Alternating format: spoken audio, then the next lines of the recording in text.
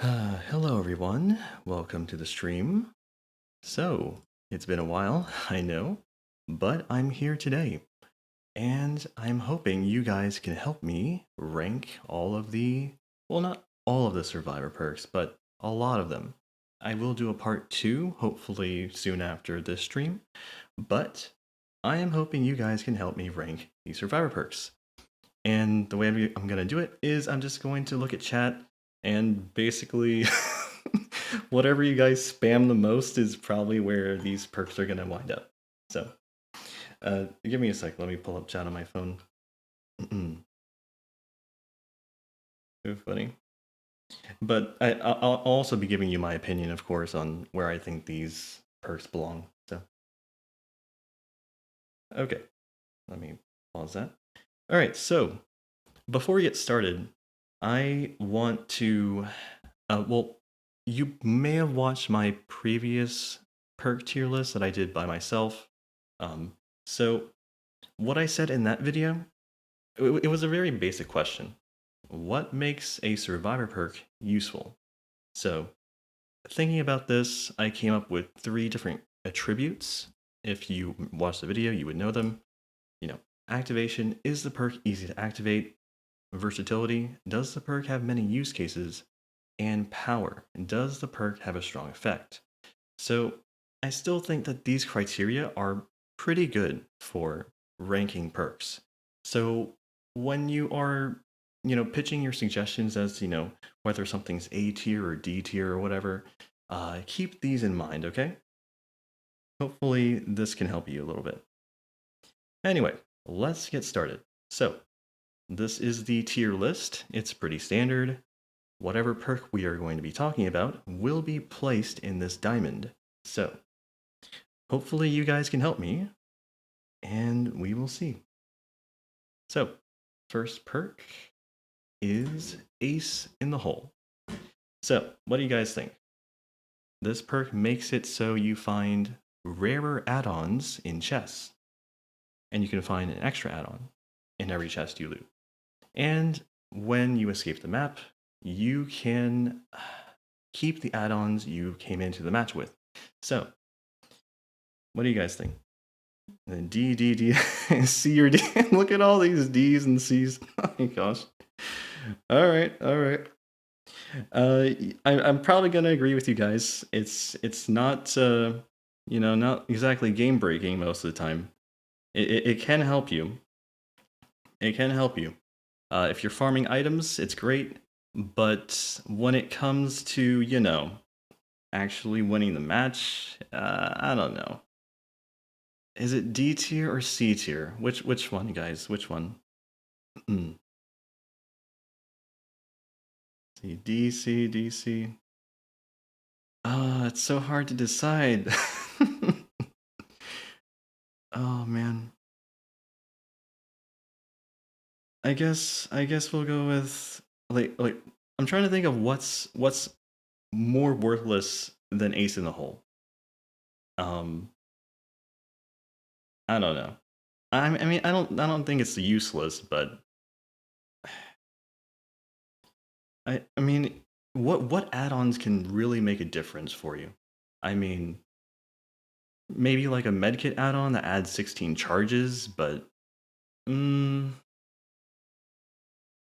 yeah, you can open chests and leave it for the teammates. Yeah,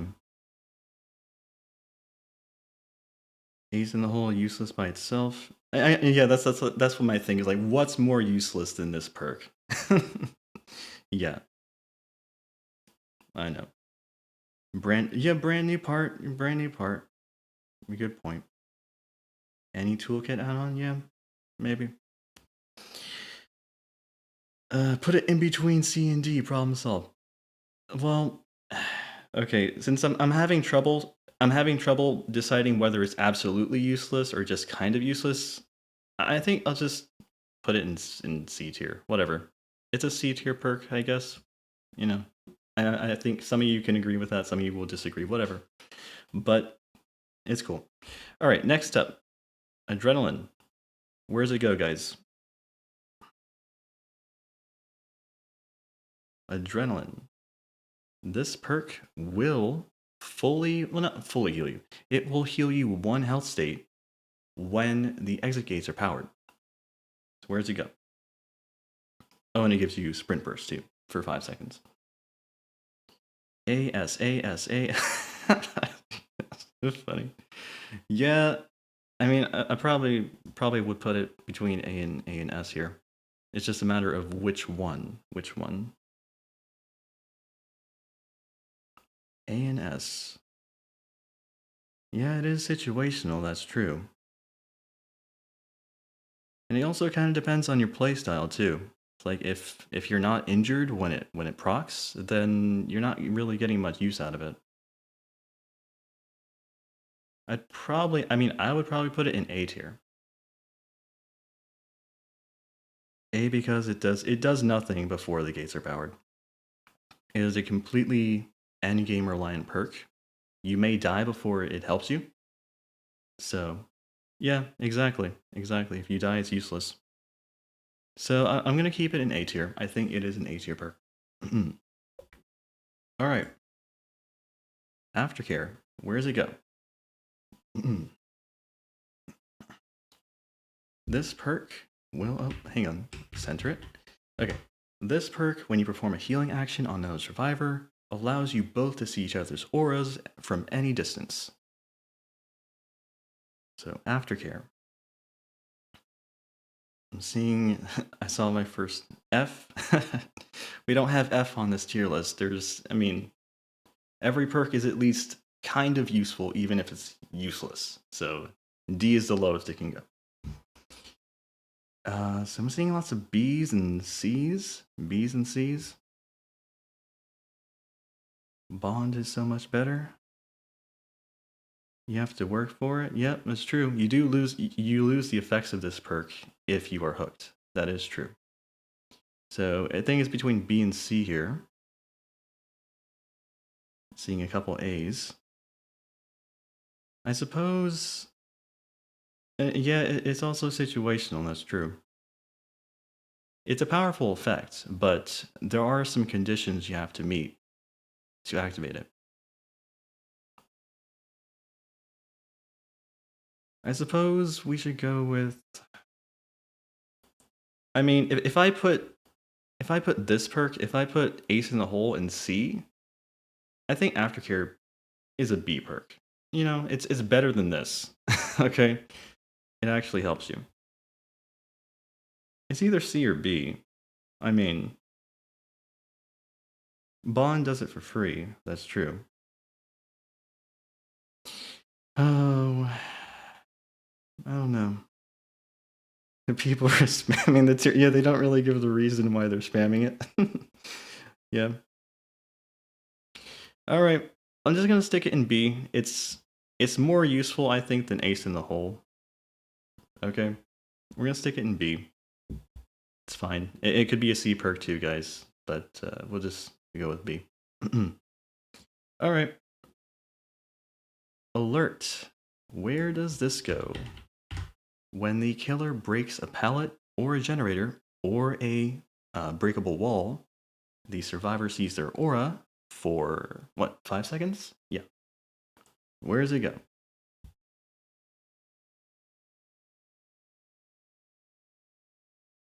I might change this, actually. The fact that it resets when you're hooked, it's probably a C perk. Okay. I cheated a little bit there. I moved it after making my declaration. But it's probably a C perk because of the reset. It resets when you're hooked. Anyway. Alert. C, B, C, B, C, B, C. A, B, A, B, C. I'm seeing a lot of B's. I'm seeing a lot of C's. Let me think. So, like I said in my perk video a while ago, the fact that they added breakable walls to the game made it so this perk will activate more often than it did before. So, and I know a lot of killers these days bring like Pop Goes the Weasel. So, it's basically anytime someone gets hooked, if the killer has Pop Goes the Weasel, you're gonna see where that killer is going. Because they're gonna go kick a gen and then you'll see their aura. So that's pretty good. But you know, I do think this is useful. It's useful. It doesn't like, you know, let me pull this up. Is it easy to activate? Most of the time, you don't have to do anything. You know, the killer does it for you. Versatile. I mean, you can see it. You can see their aura during chases or out of chases. It helps you either way. I think it's pretty powerful. I know that stealth killers will counter it because, you know, you can't see their aura when they're undetectable. So I would say B perk. I'd say B. Yeah, I know it's countered by a couple things, but I think it's a decent perk. All right. Any means necessary. Where is this going?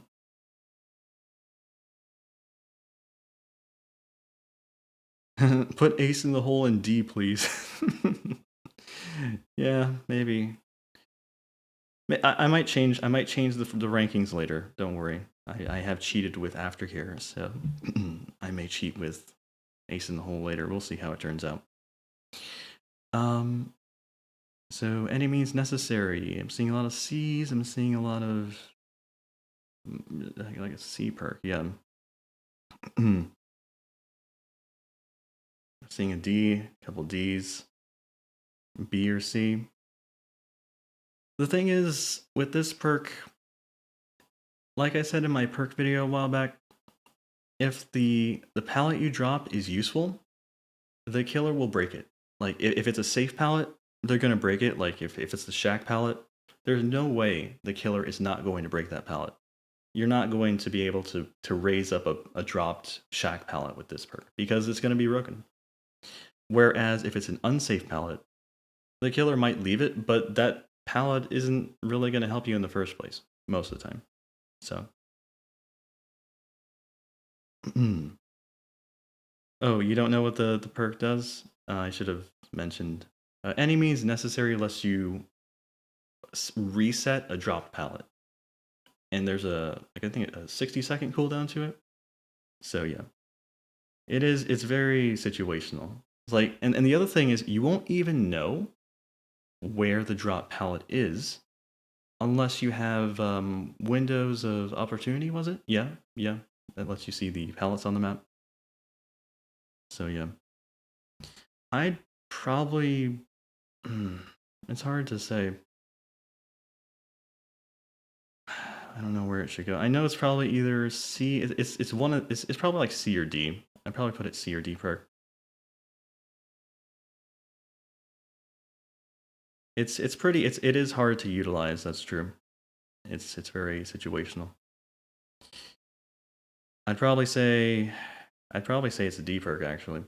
That's my opinion. But I know some of you are going to agree with me, because it's very situational. The pallets you drop that don't matter, the killer will ignore, and it's not even really worth resetting them. And the pallets that do matter, they're going to get broken.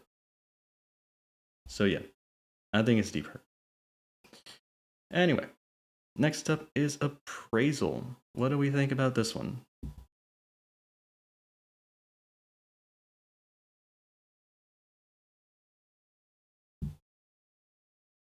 This perk lets you search a chest after it's already been opened and looted. And you can rummage through it to find another item, up to 3 times per match. Let's see. Saying C's and B's, D's. Seeing a lot of mixed opinions here. Some A's.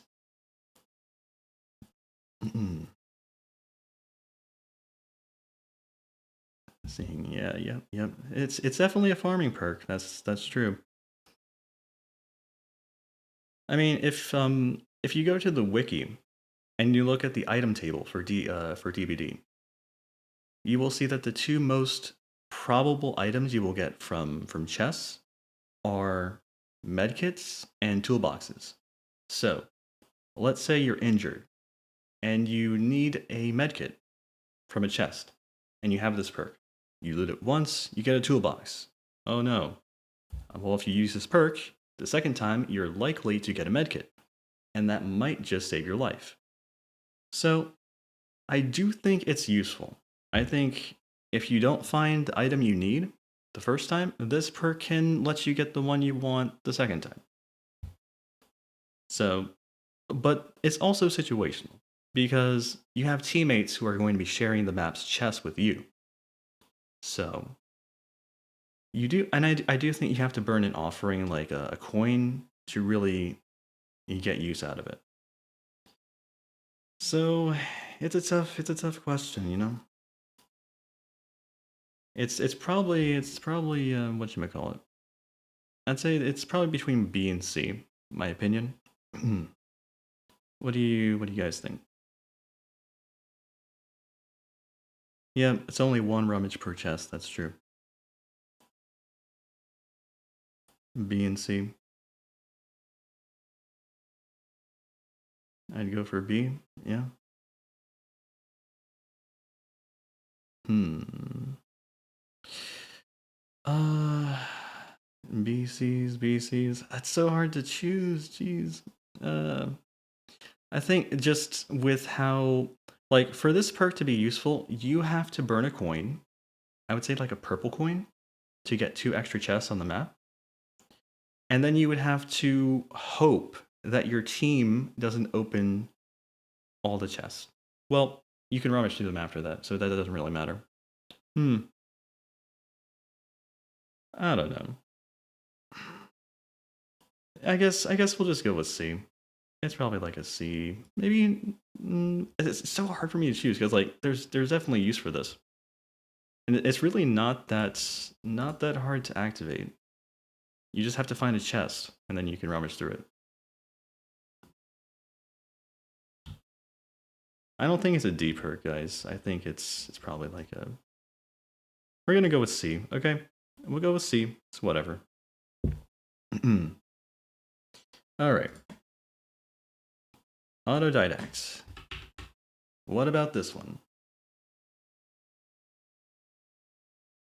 So for this one, if you don't know what it does, every time you hit a skill check when you're healing somebody, you will get progressively faster healing speed.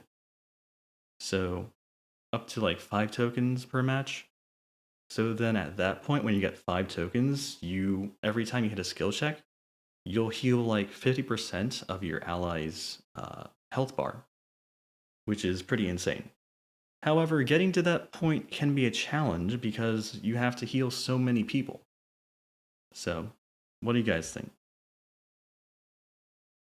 Seeing S tier, it's S tier, D tier, C tier.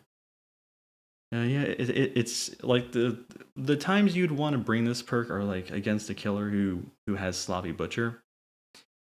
That's kind of the thing though. You don't know who the killer is or what build they're running, so it's not like you can run this perk and be like, oh yeah, I'm gonna counter the killer because they're bringing sloppy butcher. You don't know that. So yeah, C or D. Yeah, I'd probably say it's like a C or D perk. Seems that way. It's pretty situational.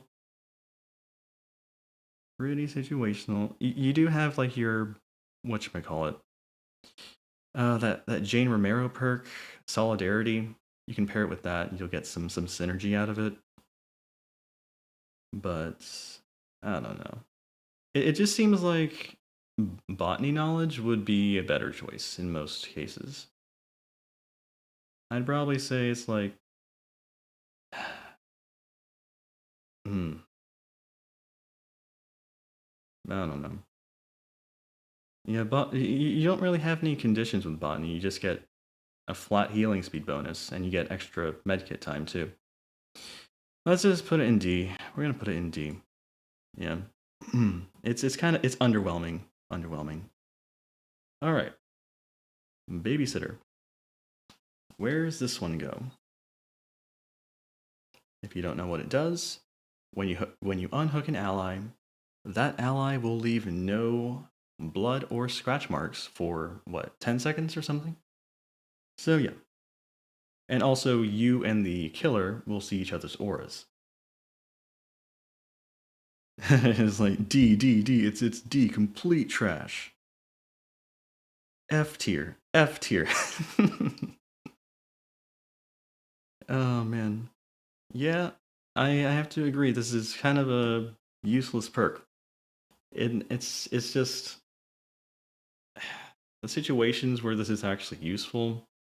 Like if the person you're unhooking is getting tunneled, then yeah, it could be useful. But I really wouldn't put this in my build in hopes that the killer is going to tunnel somebody and then I can save that tunnel. And I'm not going to put this perk in my build and hope that somebody gets tunneled on my team. It's not really the point of running a perk. So I'm gonna just put it in D tier. Yeah, it's dumped in the trash can where it belongs, right? Yep. And borrow time kind of helps with the same thing, and it does it a lot better. So, anyway, Bounce Landing. Where does this one go, guys? If you don't know what it does, when you land from a height, you will reduce your stagger duration. You also make no noise from your fall, and you will get a 3-second move speed boost. I'm seeing a lot of A's, a couple B's. Not a lot of people expect it. Has the stealth factor to it. Pretty easy to activate. Yep.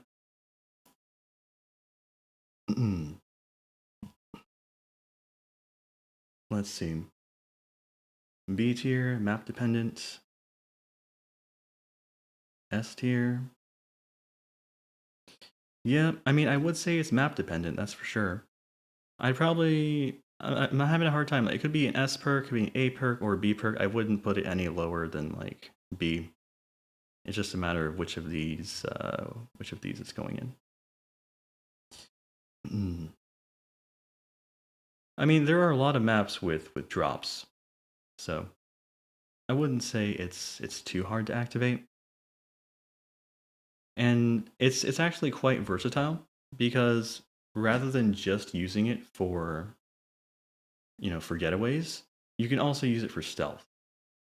If the killer is coming to patrol the second level of a building and there's a place you can drop from, you can do that silently and completely avoid getting chased. So I think it's pretty good. I mean, I would probably myself, I think I'd put it in A tier. I use this perk all the time and it helps me a lot. It helps me win a lot. But what do you guys think? It's overpain reliever. I have the high ground. That won't matter because I have balanced landing, right? That's funny. I think I mean I myself I'd probably put it in A tier.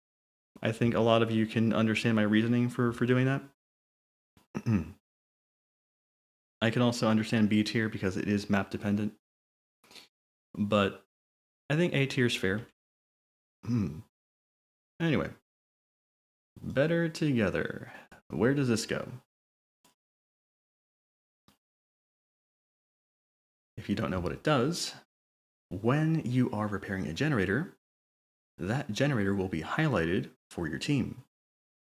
And if you are working on a gen, when someone gets downed, you will see the auras of all of your teammates for 10 seconds.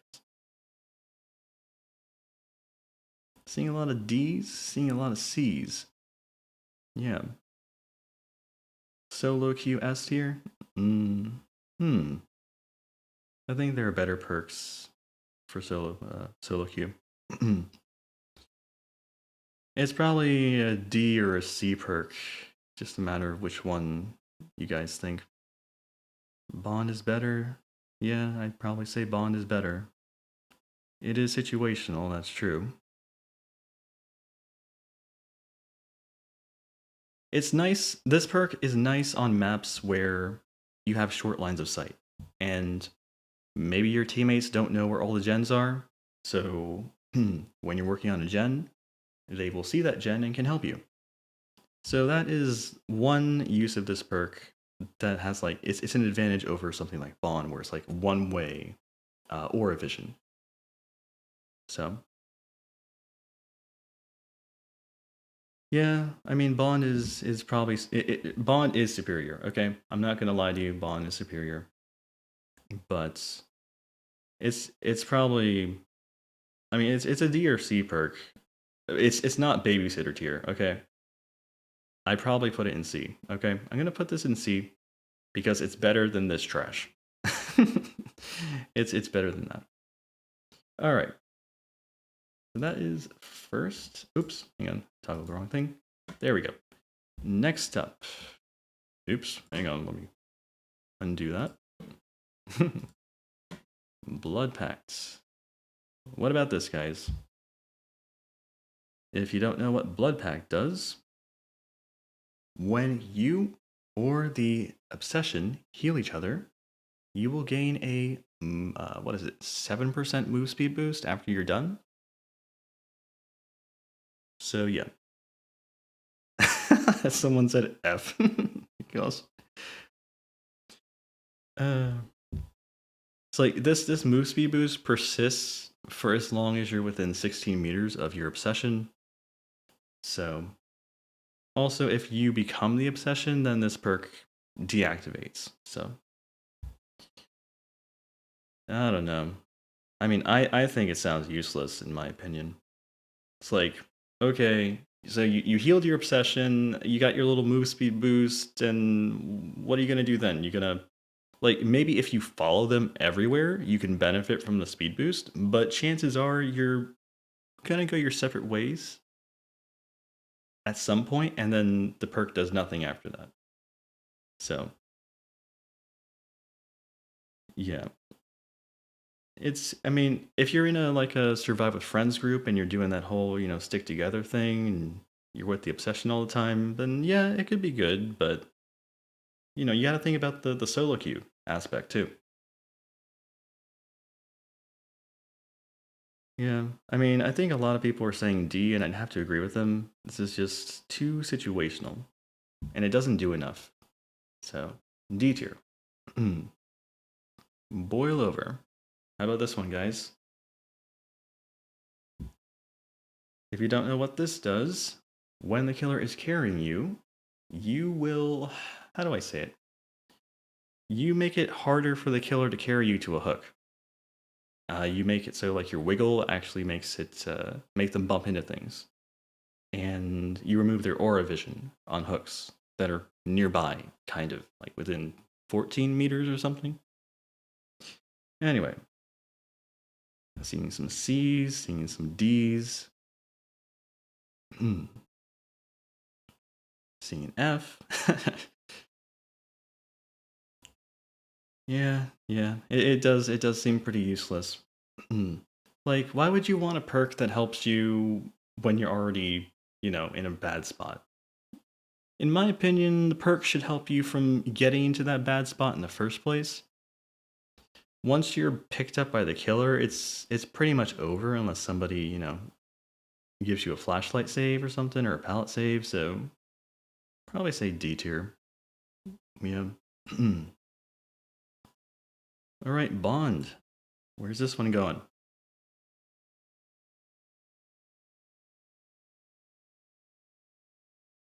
Bond lets you see the auras of your allies within 36 meters.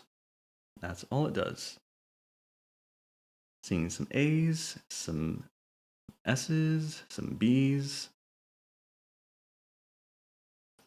I mean, there are a lot of use cases with Bond. It's like, if you need to find generators, you can use your teammates that you see from this perk to find those gens. If you need situational awareness, you can see which survivors are in a chase. If you need to figure out where the exit gates are because you were not paying attention, like when the exit gates, they show up when all the gens are completed. Maybe you're in a chase at the time and you don't know where the gates are. You can find somebody at the gates with Bond. You can find somebody to heal you with Bond. You can find someone to heal with Bond. It's There's just so many things. So I really like this perk. I think it's an A tier or an S tier perk. I just want your guys' opinion. Where does it go?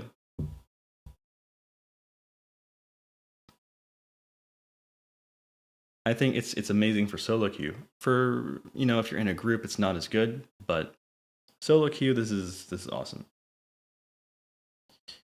So let's go back to this real fast. This is it's a completely passive perk. Don't have to do anything. Versatile, very versatile. I would say it's powerful. Thanks. I would say it's powerful because of its versatility. So it kind of checks all the boxes for me. I I mean, I gotta say it's probably S. Probably it could be A tier. I mean, I have a hard time picking. I might switch these ranks, okay? But for now, to me, it seems like it's S tier. I think some of you guys agree with me, so we'll stick in S tier, and we can review these later once we're done. So, borrowed time. Where's this one go?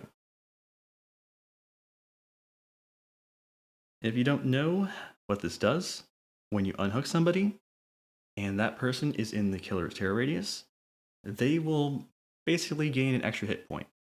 So they can be hit again by the killer, and they get their speed boost and can run away. So I'm seeing a lot of A's. Yeah, it's like S. Clearly, it's S tier.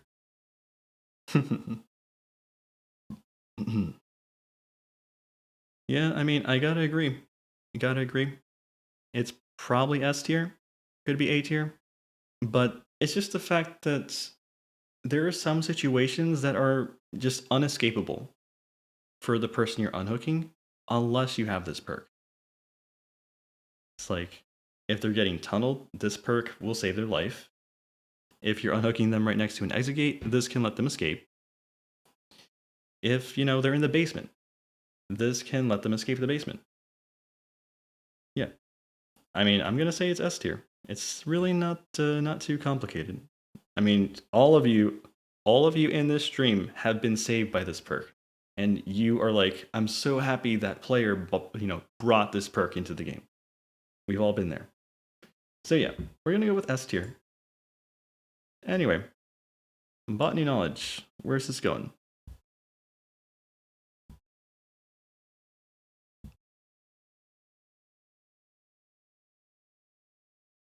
Let's see, we got some B's, some C's.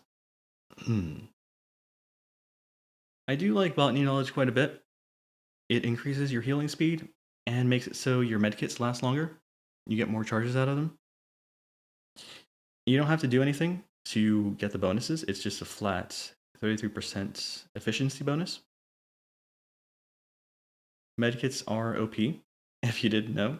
It's like, if you have a medkit, it's really easy to just, if the killer stops chasing you and you have a medkit, you just pat yourself up and then you keep doing what you were doing. And Botany Knowledge makes them even better. So, I'd probably say it's probably a B tier perk. You might, I think it's too useful to be C tier because of how, like not versatile, how universal healing is in every match, except against like Plague, you're going to be healing. There's going to be some situation where you're healing, and this perk is going to help you. So I think it's a B tier perk. Okay, we're going to go with B. So yeah. And thank you, Toxic Soul, for the donation. Hi. Well, hello. Thank you for tuning in. I hope you are enjoying the stream so far. Anyway, where is this one going, guys? This is Breakdown, not Breakout, but Breakdown.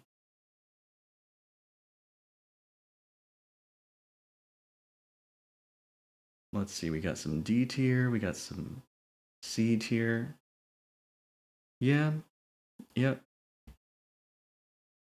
Some C, some D, yep. I'm probably gonna agree it's either C or D, just a matter of which one. The reason it's C or D is just the fact that, okay. This will break the hook for 3 minutes after you're unhooked, okay. And then you get to see the killer's aura for 6 seconds after you get unhooked. I don't really know if that's enough to warrant a perk slot. I mean, this can trigger twice in your match, okay? Or even only once if you go into the second state on your hook before you get unhooked. I'm not a big fan of that. And even if the hook breaks, there's so many hooks on the map, it's just like they'll just take you to another one. So I don't know. I think it's D tier, in my opinion. And I think most of you guys are probably gonna agree with me. It's either D or C, but I'm gonna lean more towards D here. Yeah. Anyway, Breakout. Where is this one going? Breakout lets you run faster near the killer if they're carrying an ally, and it helps your ally who is being carried by the killer wiggle out faster as long as you're near them. So we got some C tier stuff, some D's, some C's. Could help in a pinch. I mean, myself, I don't know. I really don't find this that useful. I mean, let me just disclose the fact that I am a solo queue player, and I have used Breakout quite a bit in my Sabo builds. It does help sometimes, but even when I run this, it doesn't it doesn't make that much of a difference. Like half the time, so I'll go and I'll Sabo a hook, and then the killer will see me. It's like, oh no, he Saboed my hook. What's he gonna do? He drops the player he was carrying, and then he chases me. Even if I'm, chasing him with Breakout, half the time they drop the player and they don't wiggle out in time. So yeah, it's a very narrow use case, very situational. And like, why are you chasing the killer when you could be doing a gen? Do you know how much time you're wasting? It's just ridiculous. There's so many better things you could be doing. I don't know. I would go with D. I mean, if you run the proper build and stuff, maybe it could be higher. But I just by itself, it's really just a D perk. I really think there's better things you could be doing with your time. But yeah, I'll go with D.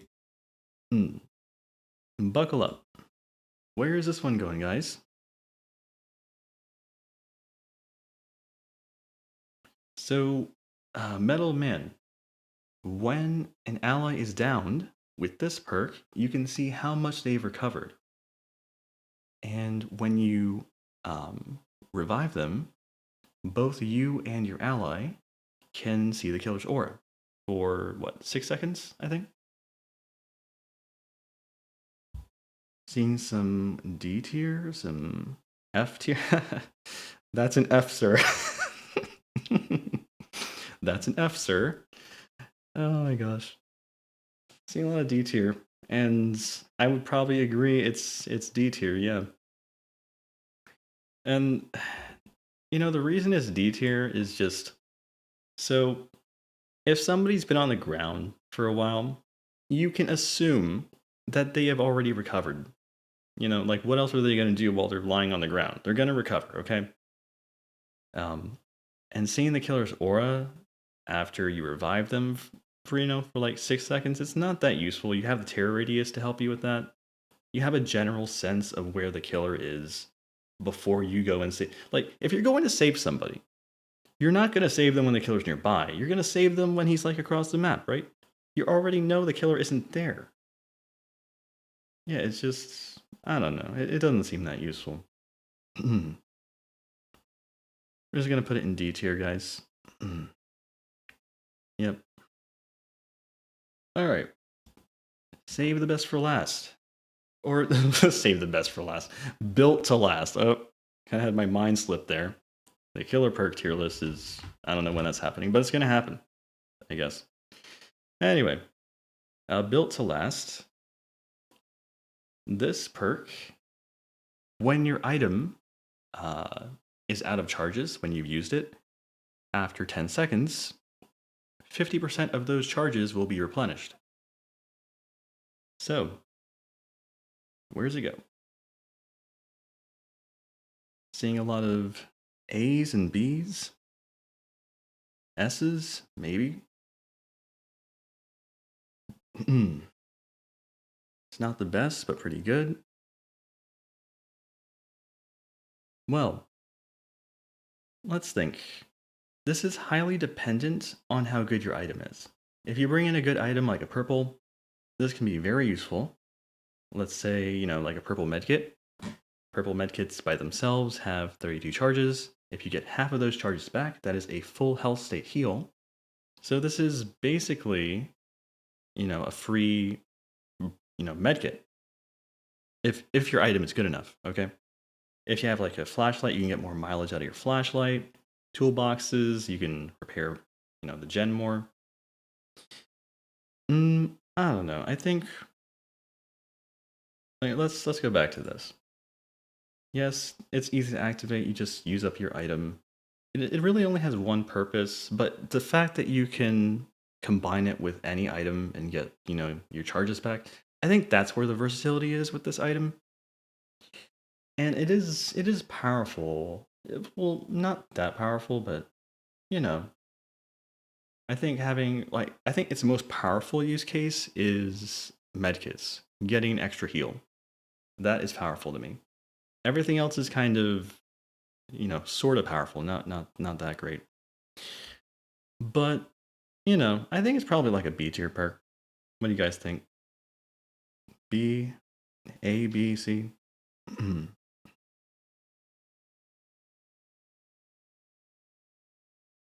I'd probably go with B. We'll stick it in B. It's really useful enough. It has its moments. Anyway, let's go with Calm Spirit. Where does this go? If you don't know what it does, this will silence your screams and make it so you do not disturb crows. Seeing some D tier here. Some B, some C, some D. It is a pretty narrow use case. I think the only killers you really get use out of this is Doctor and Clown, and any killer who uses Infectious Fright. Also Iron Maiden too, that can help with that.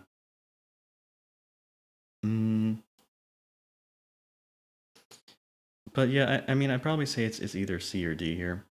I'm just not sure which. I mean, it's like crows can actually give you away quite a bit. I use crows a lot as killer to determine, how long it's been since the survivor has been there. And like I've heard crows. I've heard crows when I've been looking for somebody, and that's given them away. So I do think this can help you. I'm not sure. Does this work with spies from the shadows? I'm not sure if it stops spies from the shadows from activating, but if it does, that'd be pretty cool. I do think. Let me take a look at this again. I like to look at this a lot, just to give me like a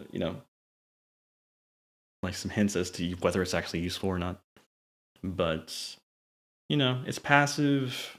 It has a couple use cases. They're kind of narrow though. It's somewhat powerful. I don't know. I think stupidity to put it at C. D, a good killer won't be fazed by this. Here, let me read a couple comments here. C, it's not half bad. It stops spies. Most killers don't use crows. It also counters Deathbound. I think we'll stick it in C for now. It's not Babysitter, okay? Like maybe that'll be the benchmark. Like if it's not Babysitter, then it's probably worth going in C tier. Okay, I can roll with that. So that's good.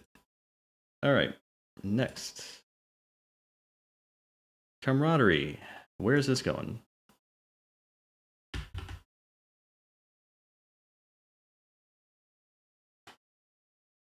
Let's see, we got some early D's. Hearing some D's from you guys. If you don't know what Camaraderie does, when you are at the struggle phase of the hook, this will pause your hook timer when an ally comes within, I think, 16 meters of you. Up to, what, like 30 some seconds or something? I don't know. But it basically makes it so you get extra time during struggle phase if an ally is near you. So, seeing a lot of Ds, and I can understand that because it's a perk that literally does nothing unless you've reached second phase of the hook. And it doesn't, like, even if the killer's camping you and you know, like, an ally's nearby and then this perk triggers, it's not going to stop the killer from, from camping you. It's not going to help you get away. It just helps you from dying before your ally can save you, which isn't usually a problem. I think most people can get to the hook before, they die. It's just a matter of prioritizing your objectives. And, like I said, it's an empty perk slot unless you're on second phase. You might not even reach second phase during that game. You might not get hooked at all. You don't know. It's probably, I'm going to go with D tier. It's probably D tier perk. I know a lot of you are saying it's D tier. It gives your finger a well-deserved vacation. Oh, well, in that case, it might even be C tier if you don't have to mash the space bar anymore. Jeez. All right. Anyway, dance with me. Where's this going?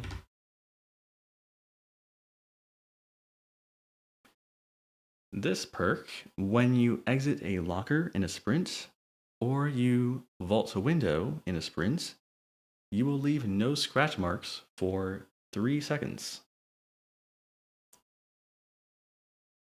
So, we got some C's, some B's. Solid C, B. Yeah, yep. I mean, leaving no scratch marks after vaulting is pretty strong. It can let you pull off some interesting moves. Also, if you combine it with like quick and quiet, you can almost like vanish during a chase in some cases. It's just a matter, like, the thing with this perk is it's situational. The fact is that you are only going to get use out of this perk if the killer does not have line of sight on you. If they have line of sight, then even though you're not leaving scratch marks anymore, they can still visually see you. And then the scratch marks mean nothing. So, yeah. What do you guys think? Yeah, with Lithe. Yeah, Lithe is a good synergy. Yeah, it's a good synergy perk. I'd probably, you should say that about it. It's a good synergy perk, but by itself, it probably isn't that good. So, I don't know. It's probably like I'd probably put it in B tier. Maybe C tier, maybe B tier. I'm gonna go with B. It's decent enough. And also the cool thing is that it's not an exhaustion perk. So you can combine this with exhaustion perks and you can get more use out of this. So I'm gonna go with B. It's decent enough, right? It's better than Ace in the Hole. I might move this to D, by the way. I'm just not sure yet. I'm still on the fence about Ace in the Hole. Anyway, Dark Sense. Where's it go? Dark Sense lets you see the killer's aura for, I think, 5 seconds anytime a generator is completed. And when the last generator is completed, you see the killer's aura for 10 seconds. So let's see. We got some C's, some B's, some D's. Yeah, I mean, so I do think it's decent, but there are counters to it. Like Wraith will completely ignore this if he's invisible. If Demogorgon just tunneled, then you will not see him with this perk. ghost face when he's in his ghost mode, whatever it's called. You will not see him. Any killer with undetectable, you won't see them with this perk.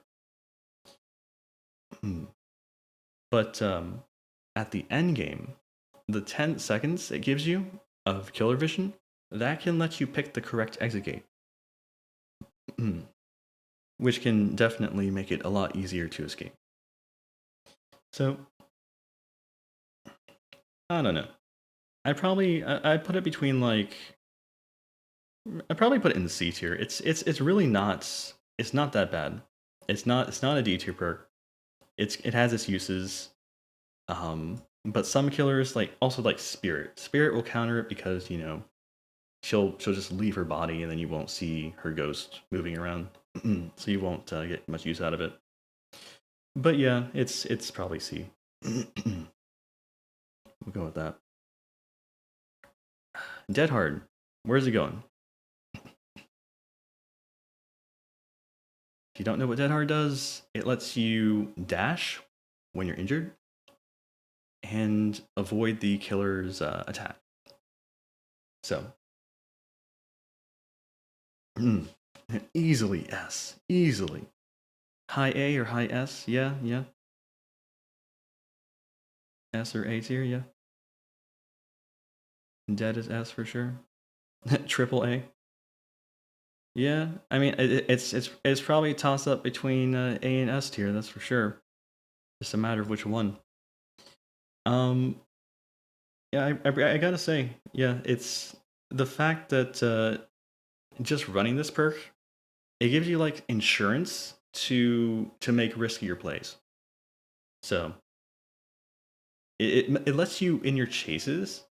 It can let you change up your playstyle. Like you can abandon a loop during a chase, and you won't really have to worry about getting down because you have Dead Hard. And mind games become a lot easier because you're not worried like, oh no, I only have 1 hit left. Dead Hard gives you 2 hits. It's also a very strong counter against Nurse. So, yeah, I'm probably gonna put it in S tier. There's just so many, and like the fact like when you're playing killer, you always have to worry about Dead Hard. That should kind of speak for itself. It's like Dead Hard is so strong that you have to worry about it every time the survivor's injured. It's like, oh no, does he have Dead Hard? I better wait on my swing to find out, So, yeah, it's probably gonna stick in S tier. Yeah. Anyway, Deception. Where's this going?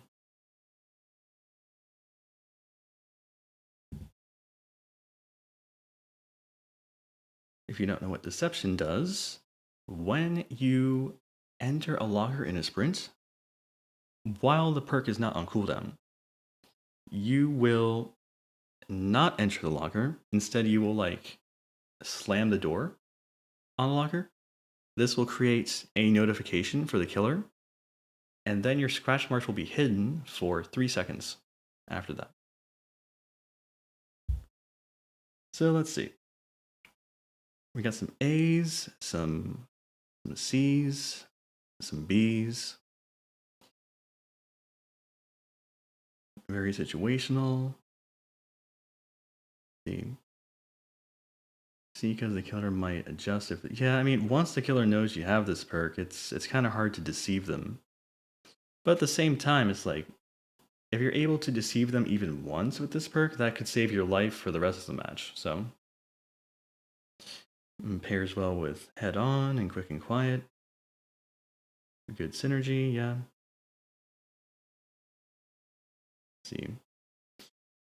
Let's see. It's probably like a C or a B perk.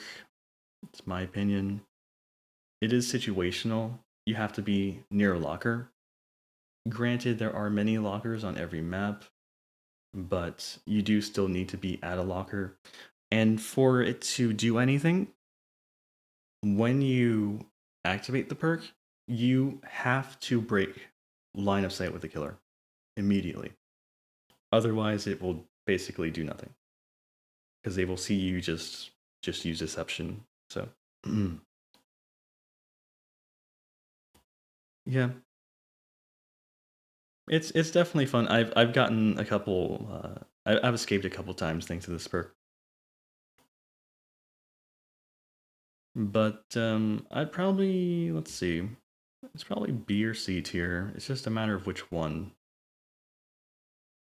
Matter of which one. This one is Deception. Yeah, if you're injured, it won't work that well either. They'll just hear you. Unless you have Iron Will, of course, but you know. I mean, it kind of gives me it gives me the Dance With Me vibes. Like it's good, but it's situational. I'd probably go with B. Yeah, we'll go with B. It's fine. Anyway, Decisive Strike. Where's this one going? Some of you may know that this perk recently got nerfed very hard to where it will deactivate. Well, let me first tell you what it does, if you don't know. When you are unhooked, this perk will give you 60 seconds where if the killer picks you up during that 60-second period, you will stun them and you can run away. So, it's basically an anti-tunneling perk. But with the recent nerfs, like D after nerf, but yeah, the nerfs basically made it so if you do anything to progress the game, which is like repairing a gen or doing a totem or I think does healing an ally count as progressing the game? I would think it does. But basically doing anything except like standing still and running, that will deactivate the perk. So yeah, not so great anymore. It is still strong. It's still strong, but not like if you try and do anything during that 60-second period, it just you completely lose it. So it's not great, but it's still strong with the anti-tunneling. That's for sure. It's probably still like I'd say it's like A or B, my opinion. In my last perk tier list, I think I rated it as A, but with the nerfs, I don't know. I think it could still be A, but it might be B as well. Unhooking, sabotaging, repairing, cleansing, healing. Yeah, that's a lot of things that can deactivate it.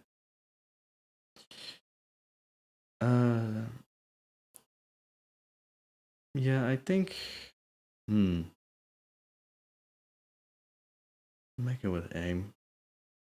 Even with the nerfs, it still might be enough to save you. I think most of you are saying B though. I don't know, man. It's hard to choose, but yeah, I mean, it's in my opinion, it's probably better. It's probably better than the current B tier perks. We'll go with A for now. Okay, we'll go with A. I could also see the argument for B, but A tier. It's this will save your life.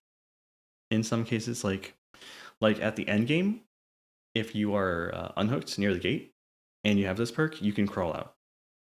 So that's pretty cool. I don't know. I'm just thinking of like use cases in my head, and that's one of them. I see people do it all the time. So yeah, whatever. A tier. Deliverance. Where's this one going?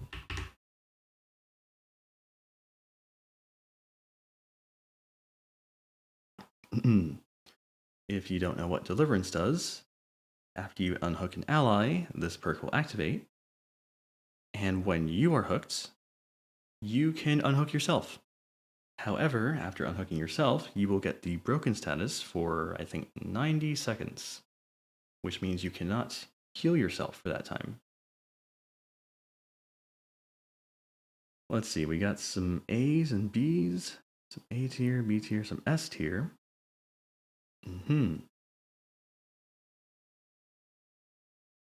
Yep. So, I mean, The selling point of this perk is pretty obvious. You can unhook yourself, which is amazing. You know, like you don't have to wait for an ally to unhook you. How great is that? But you do get the broken status, which makes you very vulnerable after you unhook yourself. Also, if you are the first person to be hooked, then you basically have an empty perk slot, because this only lets you unhook yourself during phase 1. So, somebody else has to get unhooked first, and you have to unhook them.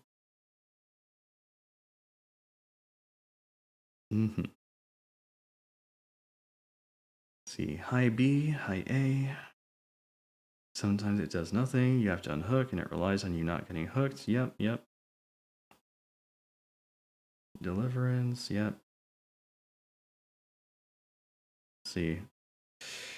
Well, yeah, it takes away any pressure the killer has. That's true. Like, if you can unhook yourself, you know, then your allies don't have to do it. They can stay on the gens. I'd probably say, like, well, let's take another look at this here. It's not that easy to activate. You do have to get the unhook on your ally. I don't really know if versatility matters that much. It only has one use, but you know, the fact that unhooking yourself is kind of a game-breaking effect, so it's very powerful. It's not versatile, but it's very powerful, is what I'm saying.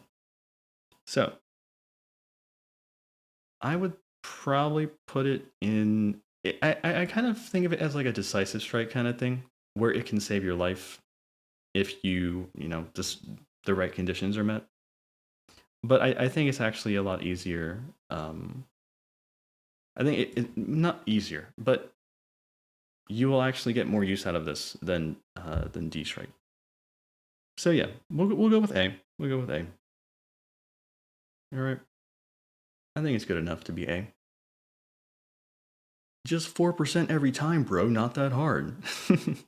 Yeah, right? Anyway, Detective's Hunch. Where's this going? If you don't know what it does, every time a gen is completed, you will see the auras of all of the totems, gens, and I don't know. I think those are the two things that matter: totems and gens. Within 64 meters, I think, something like that. But yeah, it lets you find the game's objectives after a gen is completed. Let's see, I'm seeing some B's, some C's, some A's. Just bring a map. Let's see. A good survivor will know where totems and gens are. Yeah, that's kind of true.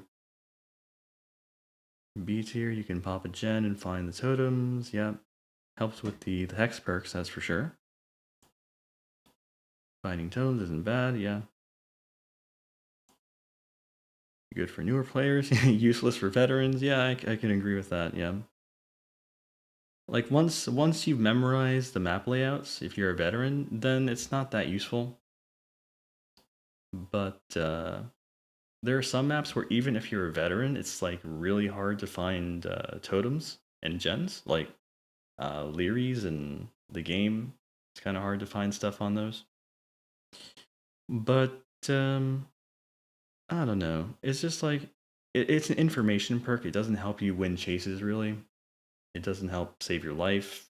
Well, I mean, you know, cleansing, you know, like hex, whatever. What's that one hex? It's like well, cleansing Noed.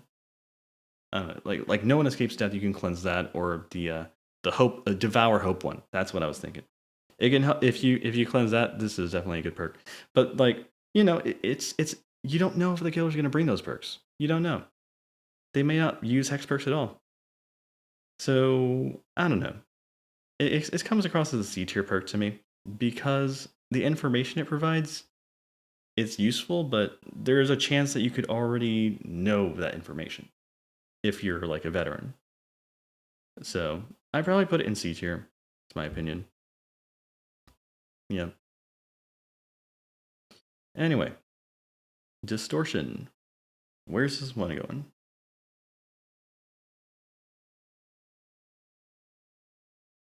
if you don't know what it does, when the killer would normally see your aura, they do not. And when that happens, your scratch marks will be hidden for 10 seconds. This can happen a maximum of 3 times per match. Just hide in locker, right? So, let's see, I'm seeing a lot of some C's, some B's, some D's. Situational but decent, yeah. Only useful and survive with friends. Your aura is rarely shown to the killer. So, there's a nice thing about this perk. The fact is, if it doesn't go off, then that will help you determine what perks the killer does not have. So, like, let's say, the whole game you go and it never activates. Well, that means the killer didn't have Nurse's Calling, they didn't have Barbecue, they didn't have, like, not Dark Sense, but the other one. It's like, lets you see a Bitter Murmur, they didn't have that one. They didn't have I'm All Ears, and that information can be very useful. Also, if a killer has certain add-ons, like Myers and his Mirror, you can know if Myers is building that way with this perk. You can know if Wraith is using his overpowered wall hacks add-on. There's a lot of things this perk can tell you, even if it doesn't do anything. So I do think it's a great perk for getting information, and then you can make plays with that information. So I don't think it's a D tier perk. It could be C tier. It's probably like B or C tier in my opinion. I think it's a little underrated, to be honest. I think it's more like a B tier perk for people who know how to filter the information it gives you. I think it's a B tier perk. It doesn't do that much for you in chases or anything. So that's why people might think, oh, it's a C tier perk. It doesn't really help you that much. But if you're smart, I think you can definitely do something with this. So I mean, my opinion, I think it's B tier. Even with 3 tokens, it's B tier. I think it could be buffed. If it were buffed, I'd probably put it in A tier or something. But like, even now, I think it's good. I think it's B tier. All right. Yeah, it could be C tier too. All right. I'm just putting it in B tier because I know some of you will agree, some of you won't. But whatever. I think it has potential. Thank you, Deadroot, for the donation. Diversion is A tier at least because throwing the pebble is so respected, a killer might let you live. Easily can fool new players and is very fun. Yeah, I mean, let me put it over here real fast. What do you guys think of Diversion? I mean, with the newer killers, you can definitely fool them. That's true. But eventually, you're not going to be a new player anymore. You're going to be going against experienced players, and that's just how it's going to be for the rest of the time you're playing. Because, like, you're going to be red rank. That's just... If you play DBD enough, you will get to red ranks. It's like, it doesn't even matter how bad you are. Eventually, you will get there, okay? So, you have to take into account that the killers will be experienced. They will be expecting, perks you can fool a red rank killer, okay? You can fool them with this. I'm not saying you can't fool them, but it's a lot harder. All right. So where does it go? Diversion.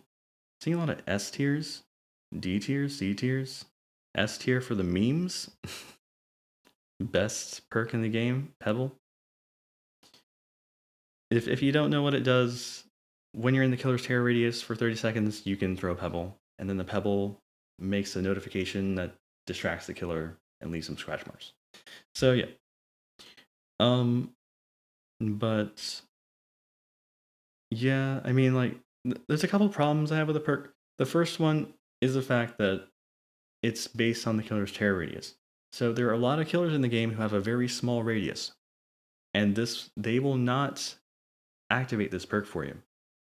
There's like Wraith, there's Spirit, there's Deathslinger, there's Myers, there's Ghostface sometimes when he activates his Shroud. anyone with Tinkerer, you won't get charged off that. So, yeah. But it can save your life sometimes, that's for sure. That's true. I mean, I think half of you are just ranking it as S tier because it's like a meme perk. This is my opinion. Let's see. Like, in my opinion, like let's take a look at this. Is it easy to activate? I don't think this perk is that easy to activate. I think there are a lot of killers where you will not activate this too much in your match. But you also only have to stay in their terror radius, which isn't a hugely difficult condition. So I'd say like 50-50. It's kind of easy, kind of hard. Is it versatile? The thing about this is like you'll throw the pebble, right? Okay, you throw the pebble, and maybe the killer respects it. Maybe they go and check out the area, but more likely than not, they're going to be chasing somebody else. They will already have a lead. They probably have a detection perk like barbecue. They will go and use that detection perk to find somebody rather than check out this random noise notification in the corner of the map. That is just my opinion. It just, I don't know. It doesn't seem like it's gonna help you that much. There are cases where it will, but I feel like the killer's gonna be busy doing something else when the pebble goes off, and it won't help you.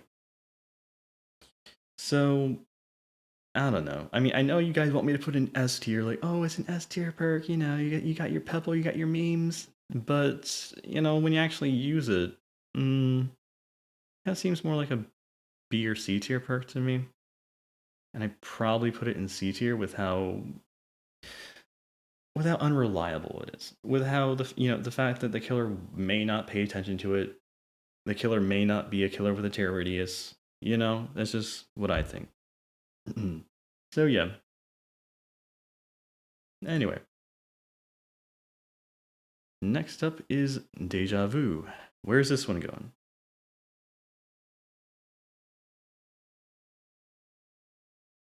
If you don't know what this perk does, it lets you see the three, like at the start of the match, it lets you see the three generators closest to each other. And it does this. Does it do this every time you complete a gen? It reveals the three gens closest to each other? I think it does. It basically helps you prevent 3-gen situations. See, I'm seeing some A's, some B's, some C's, some D's. I'm seeing rankings all over the place. B for beginners. That's so funny. Reveals the 3 closest gens every time. Yeah. B tier since my random always 3-gen. Yeah, I know that feel, man. Autodidact is so much better than D. I don't know. I feel like if you want a healing perk, just go Botany Knowledge. Let's see. D for dumb. Oh, so funny. Let's see. With perks, same effect but better. Like, I kind of have the same feeling with this perk as I do with like Detective's Hunch and Better Together, where if you're on the appropriate map, it can be really good. Something like Hawkins Lab, where the gens aren't, you don't know exactly where they are. It's kind of hard to find them, and it's kind of hard to tell if you have a 3-gen or not. So it can be very helpful on those kinds of maps. But like you guys are saying, if you're a veteran, it's really not that useful because you've already memorized all that stuff. So, it's probably gonna be a C or D tier perk. What do you guys think? C or D? And thank you, Brownie, for the donation. Yes, this is a tier list with commentary at key moment.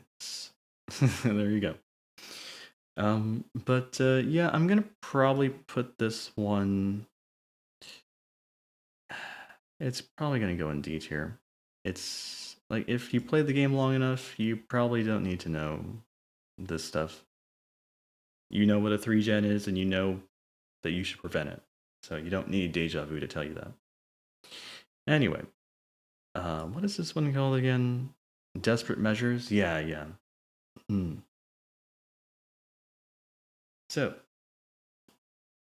if you don't know what this one does, when an ally is injured, you gain 14% extra healing speed and unhooking speed. And this can multiply for every injured ally. So if every ally is injured, you will get 52% healing speed and unhooking speed. So where's it go? See, I'm seeing some B tier, similar value to Botany Knowledge. Yeah, I can agree with that. It's so what I like to do is kind of think about scenarios like this. It's like, so in most matches, you will have one ally who is hooked, you will have one ally getting chased, and then you will have one person going for the save, and then you will have one person doing gens. Okay? That's how it usually plays out. So, at almost all times during a match, one person is going to be injured, one person may be injured if they're in the chase, and then these two other players, they could be injured. You don't know. There's a chance that they could. So I would say like you're always going to get some value out of this perk. It's either going to be like a 14 or 28% value at almost all times during your match until someone dies. Once someone dies, then the potential for this perk goes down. So yeah. It's kind of hard. It's kind of hard to say. I mean, it's not a D tier perk. It has value. It's gonna be a B or C tier, in my opinion. Which one you guys think?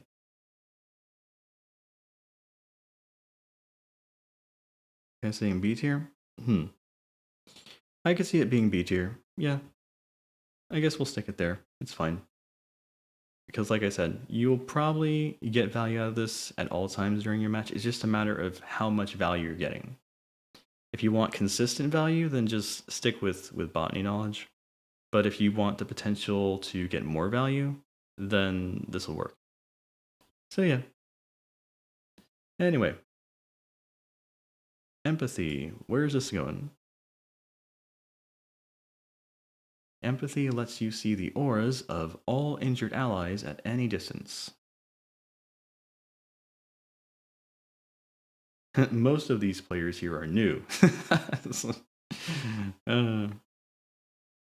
They could be. I don't know. It seems like most of you have played the game for a decent amount of time. Let's see. Seeing some A's, a lot of A's. Seeing some B's, seeing some S's. I mean, it kind of seems like a conditional bond. You know, it's like you get more benefit out of this perk than bond, but only if they're injured. So you get that little stipulation. I think a lot of B's and A's and S's. I mean, myself, I'd probably I don't know. I don't really think it's S because of the injured condition, but it could be A or B, in my opinion. And also, like, so there, and so let me say this. So it's nice against killers who do not have one shots, because if the killer doesn't have a one shot, then you will get more awareness because they will have your injured allies running around. But if there's like an Oni or a Myers who's one shotting people, this perk really won't give you much information because all you'll see is they'll be healthy 1 second and then they'll be down the next, and you can already see down people's auras. So yeah, I mean, in my opinion, probably a B tier perk. Probably. I don't think it's strong enough to be A. It's definitely not strong enough to be S. It's because of the injured condition. That's why. So, and also like, okay, you can see your allies at any distance if they're injured. Great, but like, how much distance do you really need? I mean, I think with Bond, 36 meters is plenty. Anything outside of 36 meters is just like, why even concern yourself with that? What are you going to do with information like, oh, injured ally is, 128 meters across the map? What are you going to do? You just know they're there, and then that's all you can do. You aren't anywhere near them to help them. So, yeah, I'd probably say B. Anyway, Fast Track. This is one of the new perks that came out. Well, it hasn't come out yet. I don't think the update is live. But it's coming out, I think, when the new killer comes out, probably Tuesday. And what it does is, let's see if I got this straight. Whenever someone gets hooked and you have this perk, you get 3% extra gen progress on your next great skill check. So this will happen anytime someone's hooked. So you could potentially get like, so let's say every ally can be hooked 3 times, and then that makes it like 9 hooks. So 9 times 3% is 27%. You can get 27% potential gen progress from this one perk. So, I mean, it sounds good on paper, but there's a point where it's like, once people start dying, you really have to consider whether it's worth the risk to continue repairing gens. So I think it's more realistic to say, you're going to get use out of this perk for up to 6 hooks. After people start dying, then it's like you really have to reevaluate your strategy. Do you really want to be repairing gens after, your teammates are dead? It's like, at that point, you should be thinking about, oh, how am I going to escape through the hatch? So, yeah, that's just my thoughts on it. But 3% per, how much is 3% of 80 seconds? Like, see, I have a calculator here. One sec. Break out the calculator for this. Okay. Let's see here. That's like 2.4 seconds. So you shave off about 2.5 seconds every time someone gets hooked. Which isn't bad. It's not bad. That there are times where it's been like 2.4 seconds left on the gen. If you had completed it a little sooner, you would have gotten away, right? But yeah. What do you guys think? I don't think it's D tier. It's you got that use case for it, that's for sure. It's not D tier. It's probably like, I don't know, maybe one of these tiers, A through C. What do you guys think? Seeing some C's, some D's.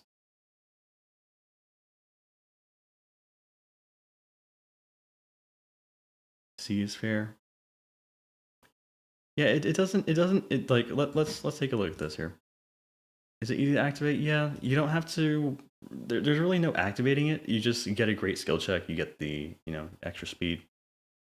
Versatile? It's not versatile at all. It really only helps with gen progress.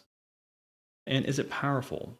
I mean, shaving 2.4 seconds off your gen is decent, but I don't know. I'm probably gonna stick it in C tier. We're gonna stick it in C. I think if all survivors run it, then it could be strong because you can get your gens done pretty fast. But I mean,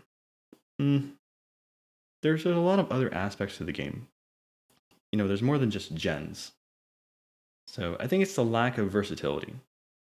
Lack of versatility is what's causing this to be put in C tier.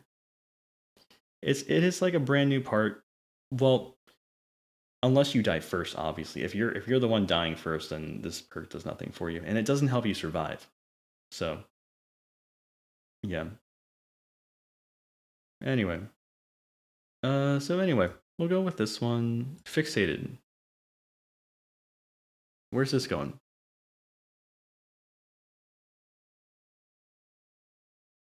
If you don't know what it does, it increases your walking speed by 20%, and it lets you see your own scratch marks.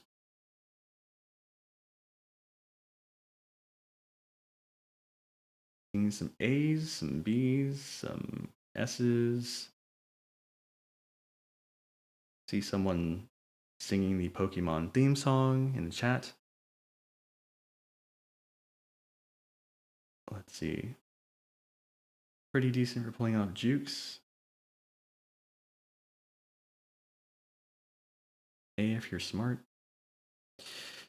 Well, it's kind of tough to say.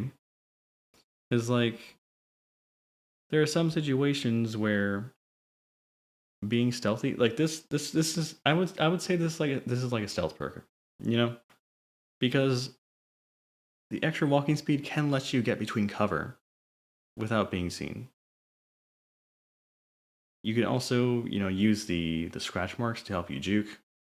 Although if you're experienced, you already know you're leaving scratch marks, so they're not that helpful. But I'm trying to think.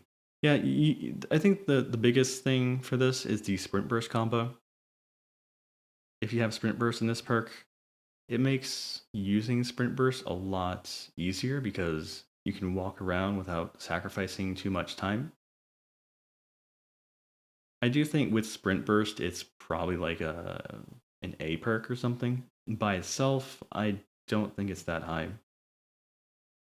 If you have an exhaustion perk, yeah, it's probably like an A tier. But if we're ranking it by itself, it's probably B tier. Okay. Probably. We're gonna go with B. If you pair it with the right perk, I would say it's A, okay? So yeah, that sounds fair. Anyway, flip flop. Where's this going?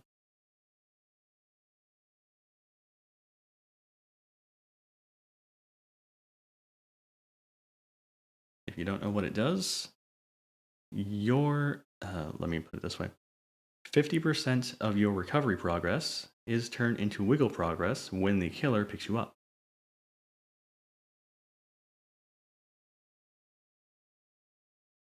Let's see, I really don't see it being used.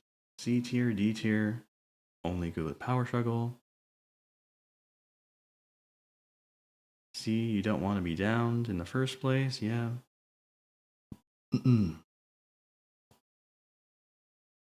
Let's see. C, because if it works, it's great.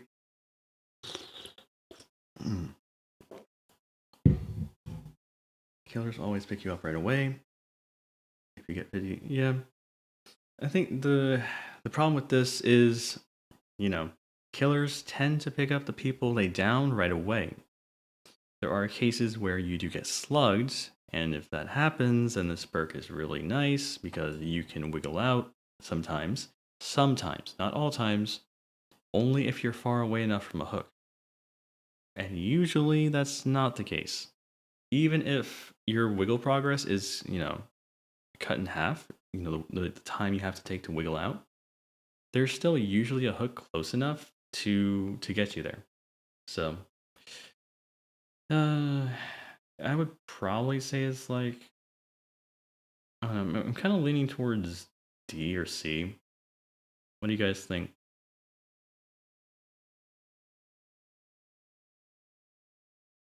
Let's see, D tier, the max wiggle progress you can get is 45%. Yeah. That's true. And you know how long it takes to recover, right? I think it's like 30 seconds to fully recover. So, I mean, the killer has to leave you alone for 30 seconds, which is a pretty long time. You might not even get the full benefit of this perk.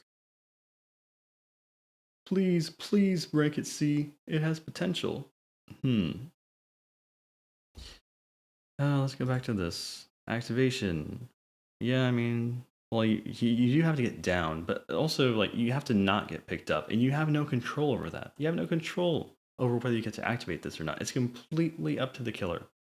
It's not versatile. It's like you one use case to wiggle out. That's literally it, which is strong. It's strong, but it's not reliable. You don't know if you're going to get that chance. So I don't know. I'm gonna go with D, guys. This is seeming like a D tier perk to me. I know some of you will agree with me. So anyway, for the people, where's this going?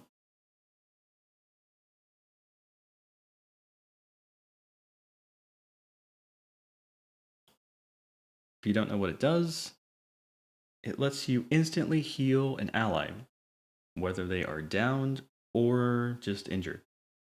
But in exchange, you will lose a health state and you will become broken for, I think, 90 seconds, I think. I don't know. But you become broken for a while. I'm seeing some A's, some B's, some S's. Solid B can help take the pressure off a survivor. B tier, very impactful. Resident Sleeper. Being broken isn't a big deal. Meme tier. I used to run it a lot and never got to use it against the slugging killer. Yeah, we all have our anecdotes. It's like, I used this perk a couple matches and it never helped me. It's like, yeah, it's possible it never helped you in those matches, but for, somebody else, like, it helped them escape entirely. Who knows? But let's think about this. So, you got this perk. Let's say, I think the main use case of this perk is when the killer is on like a slugging spree. He's got like a bunch of people downed, and you don't have a lot of time to pick them all up. This is where this perk shines. It will let you immediately get someone up. And then you can kind of snowball that. Like once you get your one ally up, they can help you get your other allies up.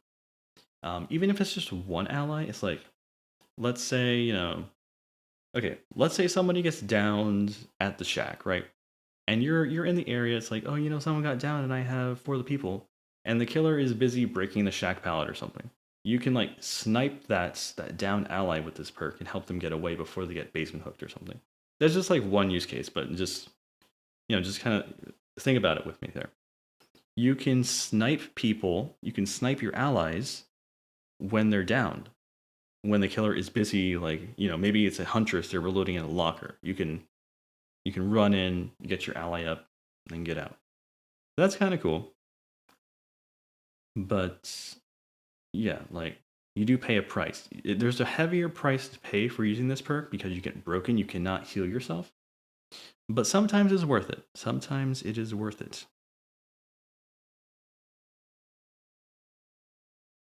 B overall, super good in Survive with Friends group. A tier with Unbreakable, Soul Guard. A S tier. Good combo, no Mither. Between B and C tier.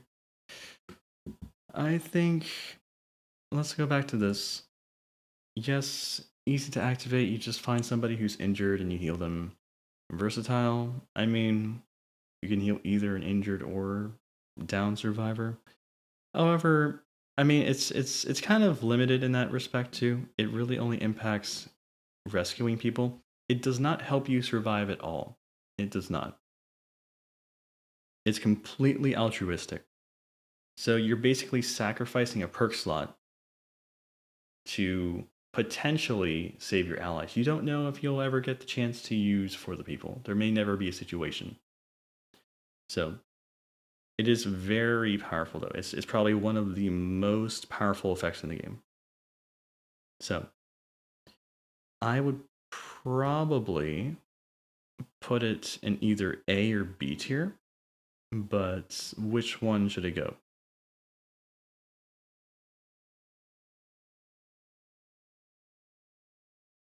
Seeing some A's, some B's. I guess I think it's the fact that it's such a heavy price to pay for rescuing somebody, and it's very situational.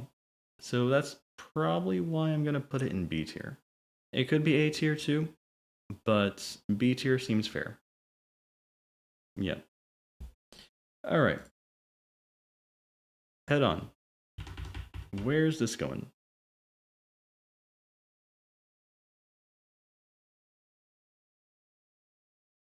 If you don't know what it does, when you are in a locker and you exit the locker in a sprint, you will stun the killer if they are in front of that locker. Seeing some A's, some B's, a couple S's. Worst of the exhaustion perks, but super fun. Yeah, I could agree with that, possibly. No, you don't have to enter in a sprint, you have to exit in a sprint. Solid B tier perk. The stun can be useful, but it's situational. Yeah, maybe. Good for confusion, helping other chases, not as much. Yeah. Super versatile, lockers everywhere. Yeah. So let's think about it. All right, so it's not a D tier perk. It's probably not a C tier perk. I think it's either BA tier. So the situations where you can stun a killer with a locker, like if you run this with quick and quiet, it could be an A tier perk, in my opinion. By itself, it's probably D tier. Does it stun the killer if they're carrying someone? Yes, it does. You can save people with this if the killer runs by your locker, but that almost never happens. So, yeah. But yeah, I would say like a B tier thing. It is an exhaustion perk, so you can't use it with like Dead Hard or something. But one nice thing about this perk is you can hide in lockers without ever have to worrying about the killer checking your locker and pulling you out. Because if they come near your locker and it looks like they're going to pull you out, you just stun them. So if you like using lockers, this is a great perk for you because it provides insurance that you will not get pulled out. So yeah. The killer can fake it. Yeah, they can like fake open the locker, so you hop out. But yeah, I'd probably put it is locker insurance. That's the best way to put it. Dweets will love this. Yeah, it's their favorite perk, man. But yeah, inner strength. They could go well with inner strength. I think we'll put it in B tier. By itself, it's B tier. I think with it's a good synergy perk. If you combine it with a couple others, it could be A tier. So yeah. Hope. Where is Hope going?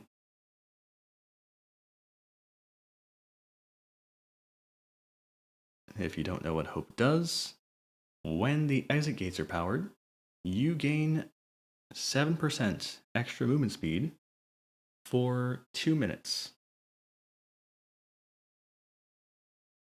See, I'm seeing some D's, some C's. Seeing a lot of C's and D's. A good endgame perk. A waste until then. Yeah, it doesn't do anything for you until the endgame happens, that's true. Hope is underrated, I think it's in C. Way too situational, the game is already over when you use it. Yeah, that's kind of my thinking too. It's like, you kind of have to think about, when are all the chases happening? Are they happening before the game ends, or after the game is basically over? It's like, all the chases are going to happen during the game, and this perk only goes into effect after the game's over, basically. So how useful is the move speed going to be for you? I don't know. I don't think it's going to be that useful. Because there aren't that many chases left to engage in. That's my logic. It's good. It's good on killers like, Hag and Huntress and Deathslinger who have slow move speed, but you won't have that move speed until the game's basically over. Just saying. It's just a bad version of adrenaline. That's kind of what I think too. It's kind of like a bad version, yeah.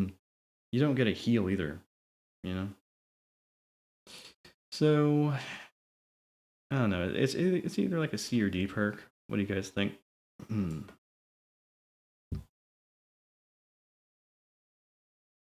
Seeing some D's.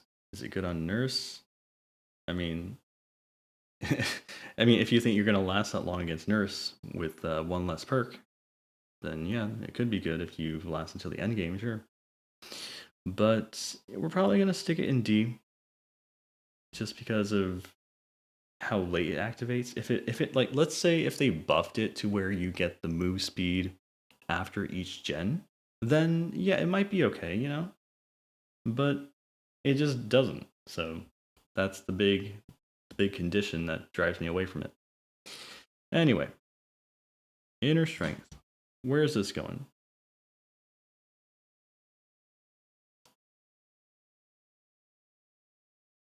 We got some A's, some S's. If you don't know what it does, when you cleanse a totem, after that totem is cleansed, you can go hide in a locker. And if you are injured, after 8 seconds hiding inside that locker, you'll become healthy.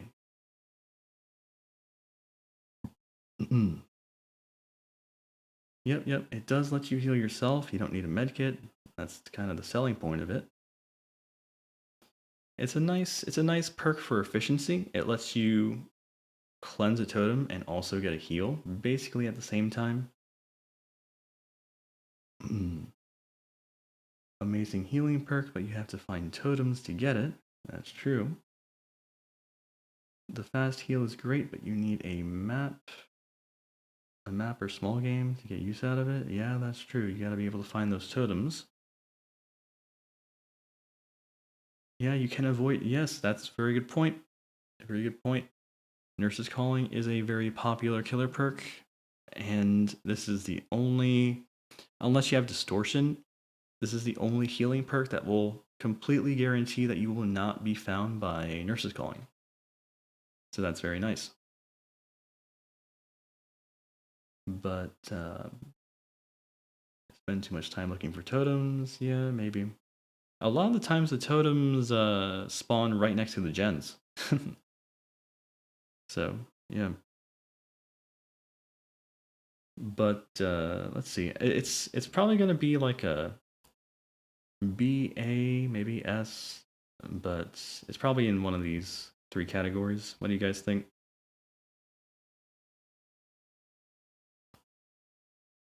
You can cleanse multiple totems, but you cannot stack the tokens you get from this perk.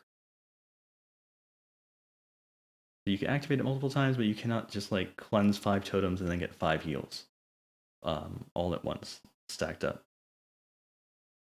But yeah, let's think about this. Let's go back to this. Easy to activate, just hide in a locker and you get it. You get your heal. But you do have to cleanse the totem first, which does take time, and you also have to find the totem, and there have to be totems on the map. So it's not that hard, but it's not that easy either. Is it versatile? It really only has one use, which is to heal you, but it does do that very well. It basically guarantees your safety compared to all the other forms of healing in the game. Well, I mean, there is second wind too, but that's a topic for like part 2. Anyway, and it's powerful. It's an 8-second heal. So,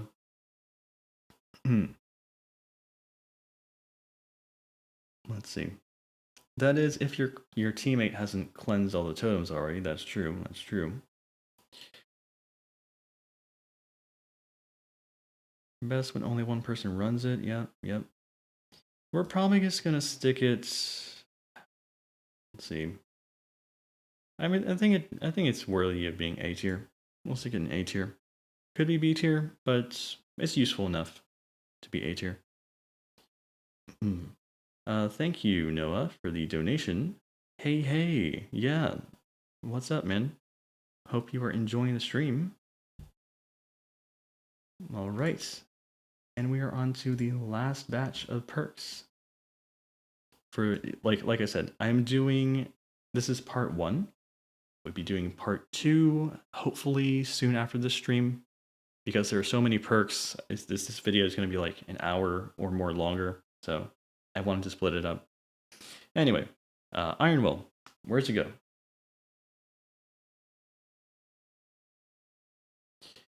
I'm seeing a lot of S tier. Easy S. Easy S. Probably the best survivor perk. Easy S. Useful for stealth. Many spirits run Strider, that's true. Iron Will is good, man. S. Buckle up better than flip flop? Well, no, it's not that it's better. It's just it's the order in which I started ranking them. So all these D tier perks could be equally bad or worse than each other. Undoubtedly S tier. It does get countered by Strider, but only Spirit tends to run Strider. That's true. So yeah, it counters every killer. Yeah, Plague. It does not counter Plague because coughing is not technically grunting in pain, which kind of sucks, but yeah. It basically counters everybody. Except Plague and Spirit who run Strider. So it's either S or A tier. Which one, guys? I think it's probably going to be an S tier. My opinion, probably S tier. It's like the biggest penalty is being noisy when you are injured. It makes you super easy to find.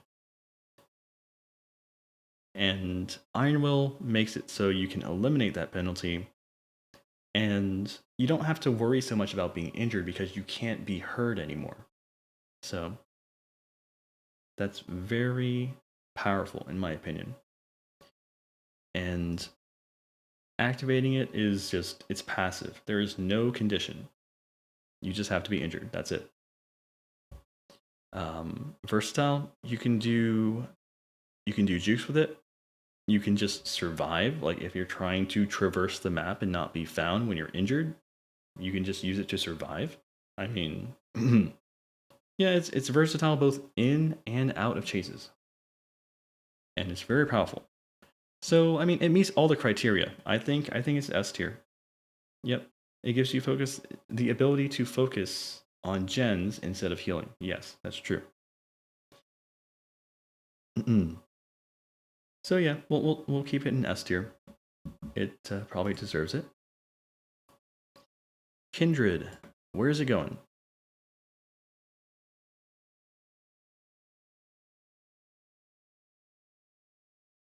Kindred, when you are hooked, or actually, if anybody is hooked on your team, you will be able to see the killer's aura when they are near that hook within, what, 16 meters, I believe? Yeah? Or is it 8 meters? I forgot. But it will also reveal the aura of all your teammates, no matter the distance. I'm seeing a lot of A tier? Yeah, 16 meters, yep. Shouldn't be getting hooked in the first place. I don't know, man. I mean, it's kind of a game of like tagging in and out of your chases with your teammates. Because if you never get hooked, then somebody else is getting hooked more than you, and if anybody gets hooked 3 times, then it's game over. So you do want to kind of share the hooks. Everyone should take their turn on the hook so everyone can survive. That is the logic. But seeing a lot of A tier and S tier, very useful in solo queue. Yeah, it's useful even if you don't get hooked. That's true. If other people get hooked, you can get a lot of information out of it. Yep. perks that prevent getting hooked are better than perks that trigger when you're hooked.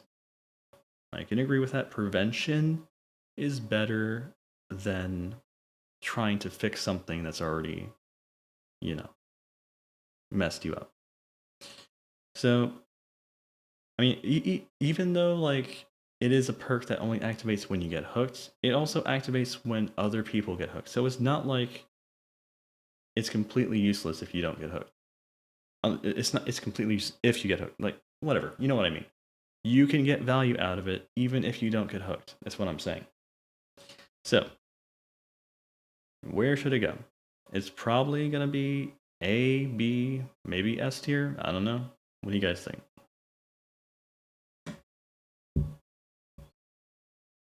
Seeing a lot of S, seeing a lot of A. Countered by blindness add-ons. Yeah, but I mean, who uses blindness add-ons? Not that many people. A lot of A's. Yeah, I might go with A here. Might go with A. For solo queue, it's a very useful perk. Very useful. It helps with killers that camp you too. Camping killers, it will basically tell you to completely ignore the killer and just do gens. So it's very nice. All right, we'll go with leader. What is leader's rank? Okay, seeing some C's, some B's, some D's. If you don't know what it does, when you are near someone on your team, you will grant them increased speed to all actions except generator repairs. Let's see, we got some B's, some C's. No, it increases the speed of everything except generators, so it's not exactly a gen rush perk.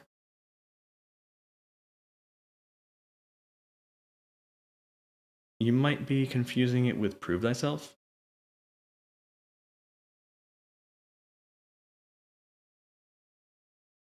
Let's see, but I'm seeing a lot of B's and C's.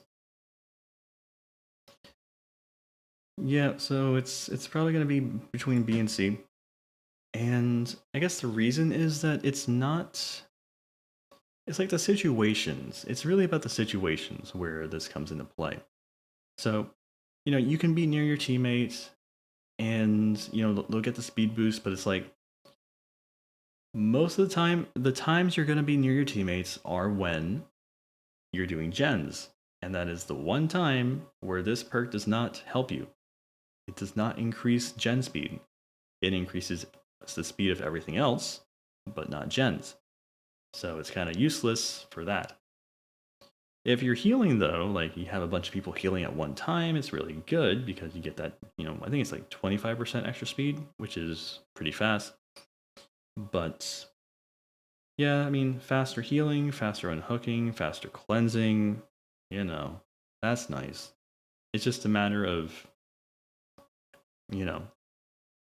are your teammates doing those things at the time they have this buff? And usually the case is like, no, because you might be getting chased and you have the buff, you have this perk, and your teammates are nowhere near you because the killer's near you, so it's doing nothing. It's doing nothing for you, and it's doing nothing for them because you're being chased. So that sucks. Okay. Thank you, Decaf, for the donation. Do you think they should rework Pig like they did to Trapper? Wait, did they rework Trapper? I mean, the last thing I remember them doing is just making it so he could... The last change was just like being able to pick up his traps. That was the last thing they did to him. But does Pig need a rework? I think her ambush attack is... I really don't like her ambush attack. It just feels kind of odd to use. If they could change it to something else, I don't know what else they could change it to, but like they can keep the bear traps. The bear traps are like her signature thing. They're fine. It's just like modify her chase perk or her chase power to do something a little different. It's kind of weird, the ambush thing. She does that dragon, the dragon roar before she ambushes somebody. It's really weird. I am getting off topic though. I am. I was just answering somebody's question. But oh yeah, they reworked Trapper's traps. Right. They have 1 to 5 tries to escape. That's true. Mm-hmm. That's probably for the best. It's not really that random anymore. That's nice. But anyway, let's go back to leader here. Leader is what is it? A B or C tier perk, guys? Part 2 is just like I'm doing the first 50 survivor perks this video, and then part 2 is going to be the last 48 perks. Yeah, I think there's 88 perks in the game, so I'm going to be doing the last 48 perks in part 2. But I think most of us are agreeing that leader is C tier, so we're going to stick it here. C tier. All right, left behind. Where does this go?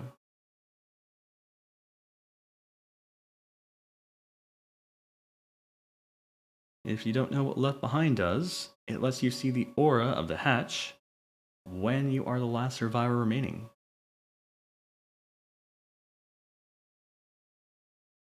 You got a lot of D's here. It's a selfish perk, that's why it's D tier. Just bring a key, right? Not D. Let's see, D, D, D, C, C, D, D. And there's a B. Selfish perk. Bring a map. Yeah, I mean, I could see the argument for D tier. It's either C or D tier. But you really have to think about, like, how many situations are you going to be the last survivor remaining? There's only two ways this happens. 1, everyone escapes except you. Or 2, everyone dies except you. Both are endgame scenarios, which are, like getting to endgame is pretty rare by itself. But then you have this other condition where it's like either all of your allies have to escape, which means the exit gates are open, which means you can escape through the exit gate, or you have to be the last one remaining, which is, pretty hard by itself. So, what do you guys think? I'm probably going to lean towards D. You also, like, if the killer finds the hatch before you and they close it, then even though you know where the hatch is, you can't do anything about it because it's closed. If you have a key, great, but then you have that's the thing. It's like this perk by itself isn't that good. You have to combine it with something else. So by itself, what do you guys think? It's probably D, right? That's probably what I think too. It's probably D tier. We'll just stick it there. Anyway, lightweight. Where's it going? So, lightweight basically makes it so your scratch marks fade faster, 3 seconds faster.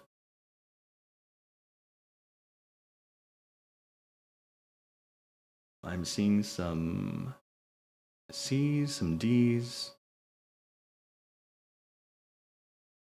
Lightweight should be B. Underrated perk. D, D, D, C. You can just walk.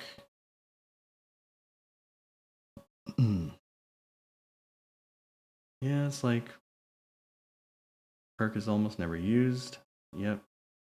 Yeah, I compared a while ago. I did a comparison video for lightweight.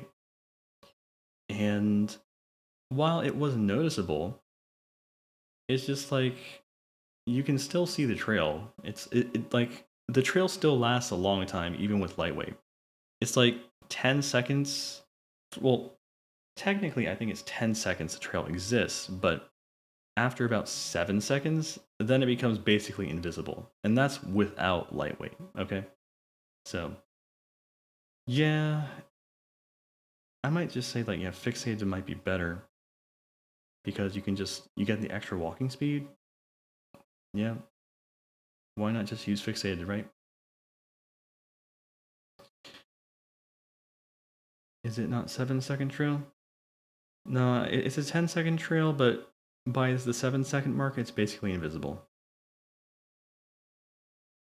Fixated is better. Yeah, yeah. We'll probably put this. It's gonna be like a C or D tier perk. What do you guys think?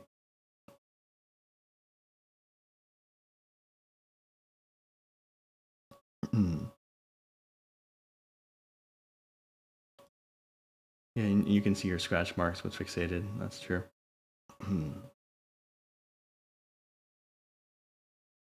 See, we're going with lots of D's. Yeah. All right, we will stick it in D tier. That's where it'll go. Also, I'm running out of room with D tier, so let me. Actually, I don't know. All my perks are like scattered in different layers, so I don't know. We'll just kind of improvise when it gets crowded. Anyway, Lithe. Where's Lithe going?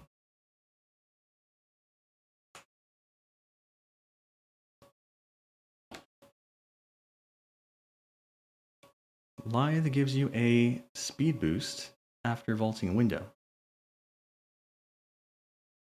Just stop placing stuff in D tier. It's like, well, I would love to do that if the perks were actually good enough to not put them in D tier, right? I'd love to do that. If only they were better. Oh wait, maybe well actually I have my thing cropped. Never mind. All right. But yeah, Lithe, where's he going? Seeing some B's, some A's.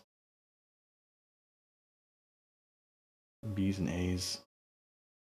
A couple S's. So it's probably one of these. Let's see. I mean, so the nice thing about Lithe is every map has a window. At least like one window. They all have multiple windows. Let's just be real here. Every map has windows. So you will always find a place to use this perk. It's very nice. And it's like your typical exhaustion perk. You get your speed boost, so nothing to to be mad about there. It's awesome. Speed is great. It is pretty easy to activate. Just hop through a window. Yep, pallet slides. It does do pallet slides too. Yeah. So you have some versatility there.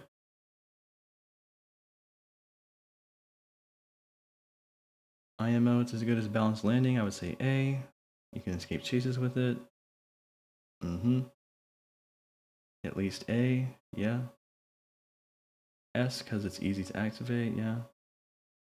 Some maps only have like one hill, better than balanced landing. I mean, I think balanced landing gives you a little bit more utility, but it does have stricter conditions to activate. You do have your silenced falls with balanced landing, and your stagger duration reduction. And also, there are certain loops where if you don't have balanced landing, you cannot run them because the stagger is too long and you get caught. But yeah, I mean, we're talking about Lithe here. And I do think Lithe is easier to activate than balanced landing. So, I'm probably just going to put them in the same tier. They're both really good, just different conditions. So, we'll do that. All right, lucky break. Where's this going?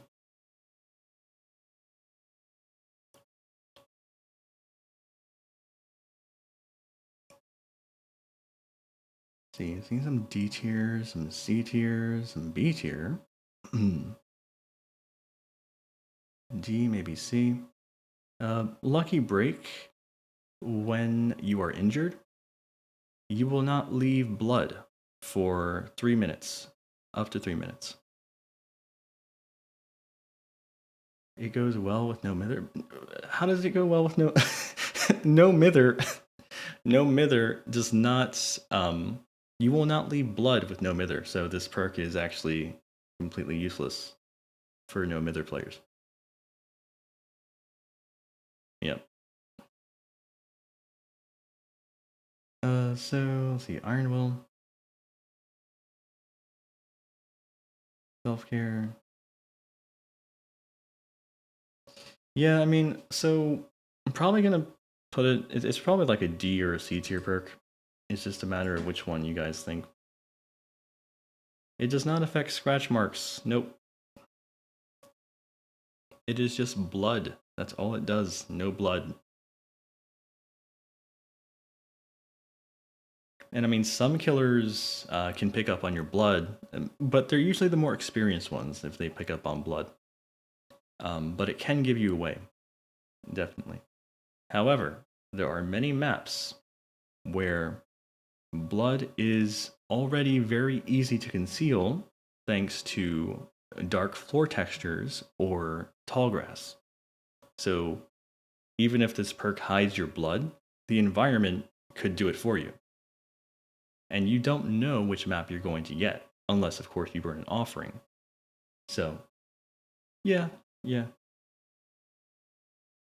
It counters Victor, that's true, because Victor can only see blood, but then that's just one killer you're countering. Many killers can still trace you because of the noises you make, yep. Lockers already conceal your blood, that's true. Yeah. It just seems like it's just kind of underwhelming. It also only lasts 3 minutes total. So once your 3 minutes are up, then it does nothing. So I might just put it in D tier. It just doesn't really do enough. I'm gonna use D tier down here. This will be D tier. Anything in this area. Anyway, Mettle of Man. Where does this go?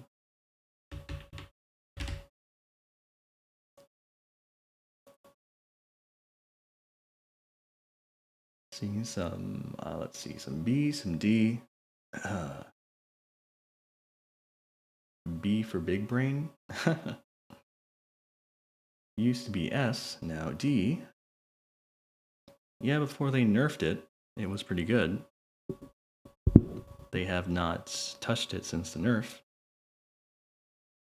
Oh, and what it does, after being hit 3 times, you can be hit a 4th time when you're injured, and you will not go down. So that's, I mean, it's a powerful effect, but getting to that point, you have to get hit 3 times. And, you know, the first 2 times you get hit, you're going to be down. And then if you get hit again when you're injured, after you get unhooked, then you're going to be down again. So I don't know. It just seems like it's a lot of work. It's a lot of work to activate this perk. And they're protection hits too. They're protection hits. That's a very key point. You cannot just get hit. You have to protect another survivor, which is defined as like being within a certain radius of the survivor when the killer hits you. So yeah, it's pretty hard to get it to work for you.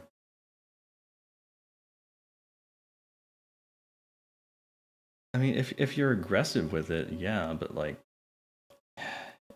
it's like you could be doing gens, like you're running around trying to take hits for everybody, but you could be letting them get chased and then doing gens and actually trying to win the game. So it just seems like a lot of work for nothing. Or you do get something, but it's like even though it's strong, it's like there's so much work involved. It's not worth it. It's my opinion. So, I mean, I don't even think it belongs in the C tier. It's probably going to be stuck in D tier just because of like if we go back here, activating it is this is probably one of the hardest perks in the game to activate. Okay, so we're gonna stick it in D tier. All right, no Mither. Where's this going? Or is it already S tier? Do I not even need to ask the question? S tier. All right, we have settled it, guys. It's S tier. You can already see it in chat. It's S. Yeah, I know. I know. I mean, you can revive yourself. How OP is that, right? The only price you have to pay is that you're injured the entire game. Nobody can ever heal you. Yeah.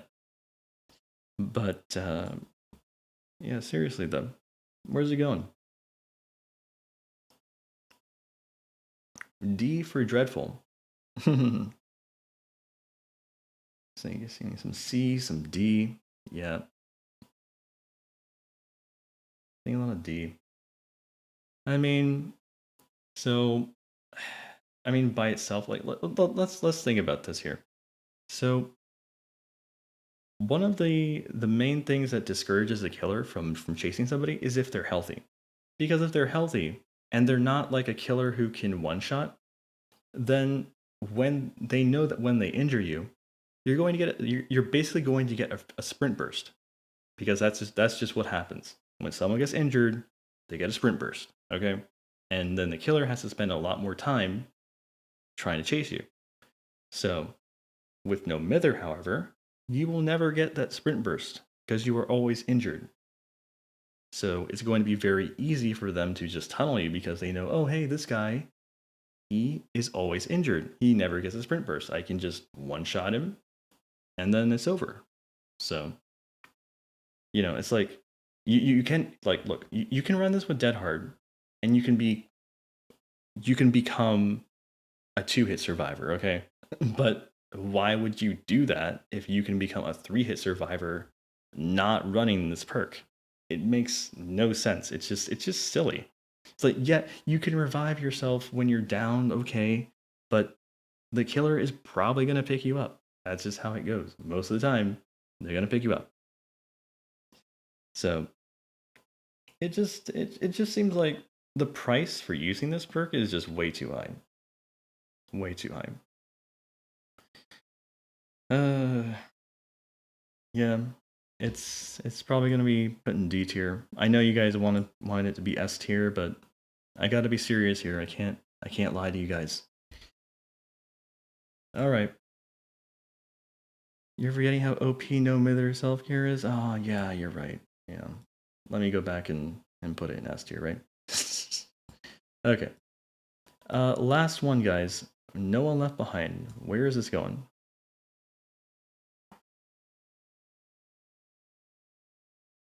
And this is, let me just be straight. This is not the last perk in the game. This is the last perk for this part of the video because, like I said, there are a lot of perks in the game. I am breaking this stream up into 2 parts. So part 2, hopefully, will be soon. Okay. No one left behind. It is, I'm seeing some D's, a lot of D's. There's an F. This one is good with blood points. Yeah, yeah. D, no one pre-opens the gates. Yeah. Yeah, when the gates, let me tell you, when the gates are open, this perk will increase your altruistic actions like healing and unhooking by like what 100% or something. It's a big bonus, but it only happens when the gates are powered, or when they're open, or when they're powered. I forgot. Either one, I forgot.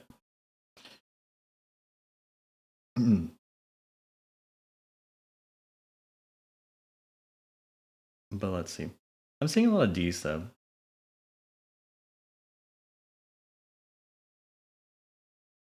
It's S tier. Reason Noob 3 told me.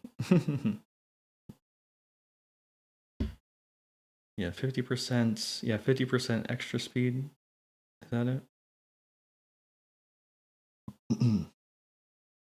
But yeah, it's an end game perk, kind of like Hope, where it does absolutely nothing for you until the game ends. So I don't know. I really don't like these kinds of perks. I mean, I also don't really like adrenaline that much. I rarely use adrenaline, even though it's good, because it doesn't do anything for you to help you survive until the game is basically over. So, um, yeah, I'm not a fan of Hope either. But let's see. Flip flop, new meta. If trickster perks become meta, it might be good. D, because my teammates never rescue me during endgame. Yeah. I run adrenaline every match. Yeah, I mean, I'm not saying that. I mean, I know adrenaline is A tier. Don't get me wrong. It's just my playstyle. I'd rather have perks that help me during the match than have to wait until I do all the gens. But yeah, this is seeming like it's probably gonna be a D tier perk, guys. I'm just saying. I I don't think it's good enough to be C tier. It activates way too late to be useful. There are situations where it's like, it'll be end game and you have this perk and it's like, oh, I can go save somebody, but nobody needs saving. Everyone's already escaped. Or someone got hooked, but they got hooked in the basement and then the killer's like trapper or hag. Like, you aren't going to go save them. Seriously? So, yeah, it's seeming like a D tier perk. Sorry for people who like this perk. Sorry about that, but it's D tier. So, yeah, that is the perk list that you guys helped make. So hopefully you can, agree with most of these places. There will be a part 2. It will be, I'm not sure when, but hopefully soon. And yeah, we kind of went over, all the merits and the drawbacks of each perk. So, it was fun. It was fun trying to like get your guys' opinion on everything. It's like, oh, no Mither's S tier, obviously. All right. But yeah, we'll do part 2 later, okay? I hope you guys had a good time, and I will see you next stream.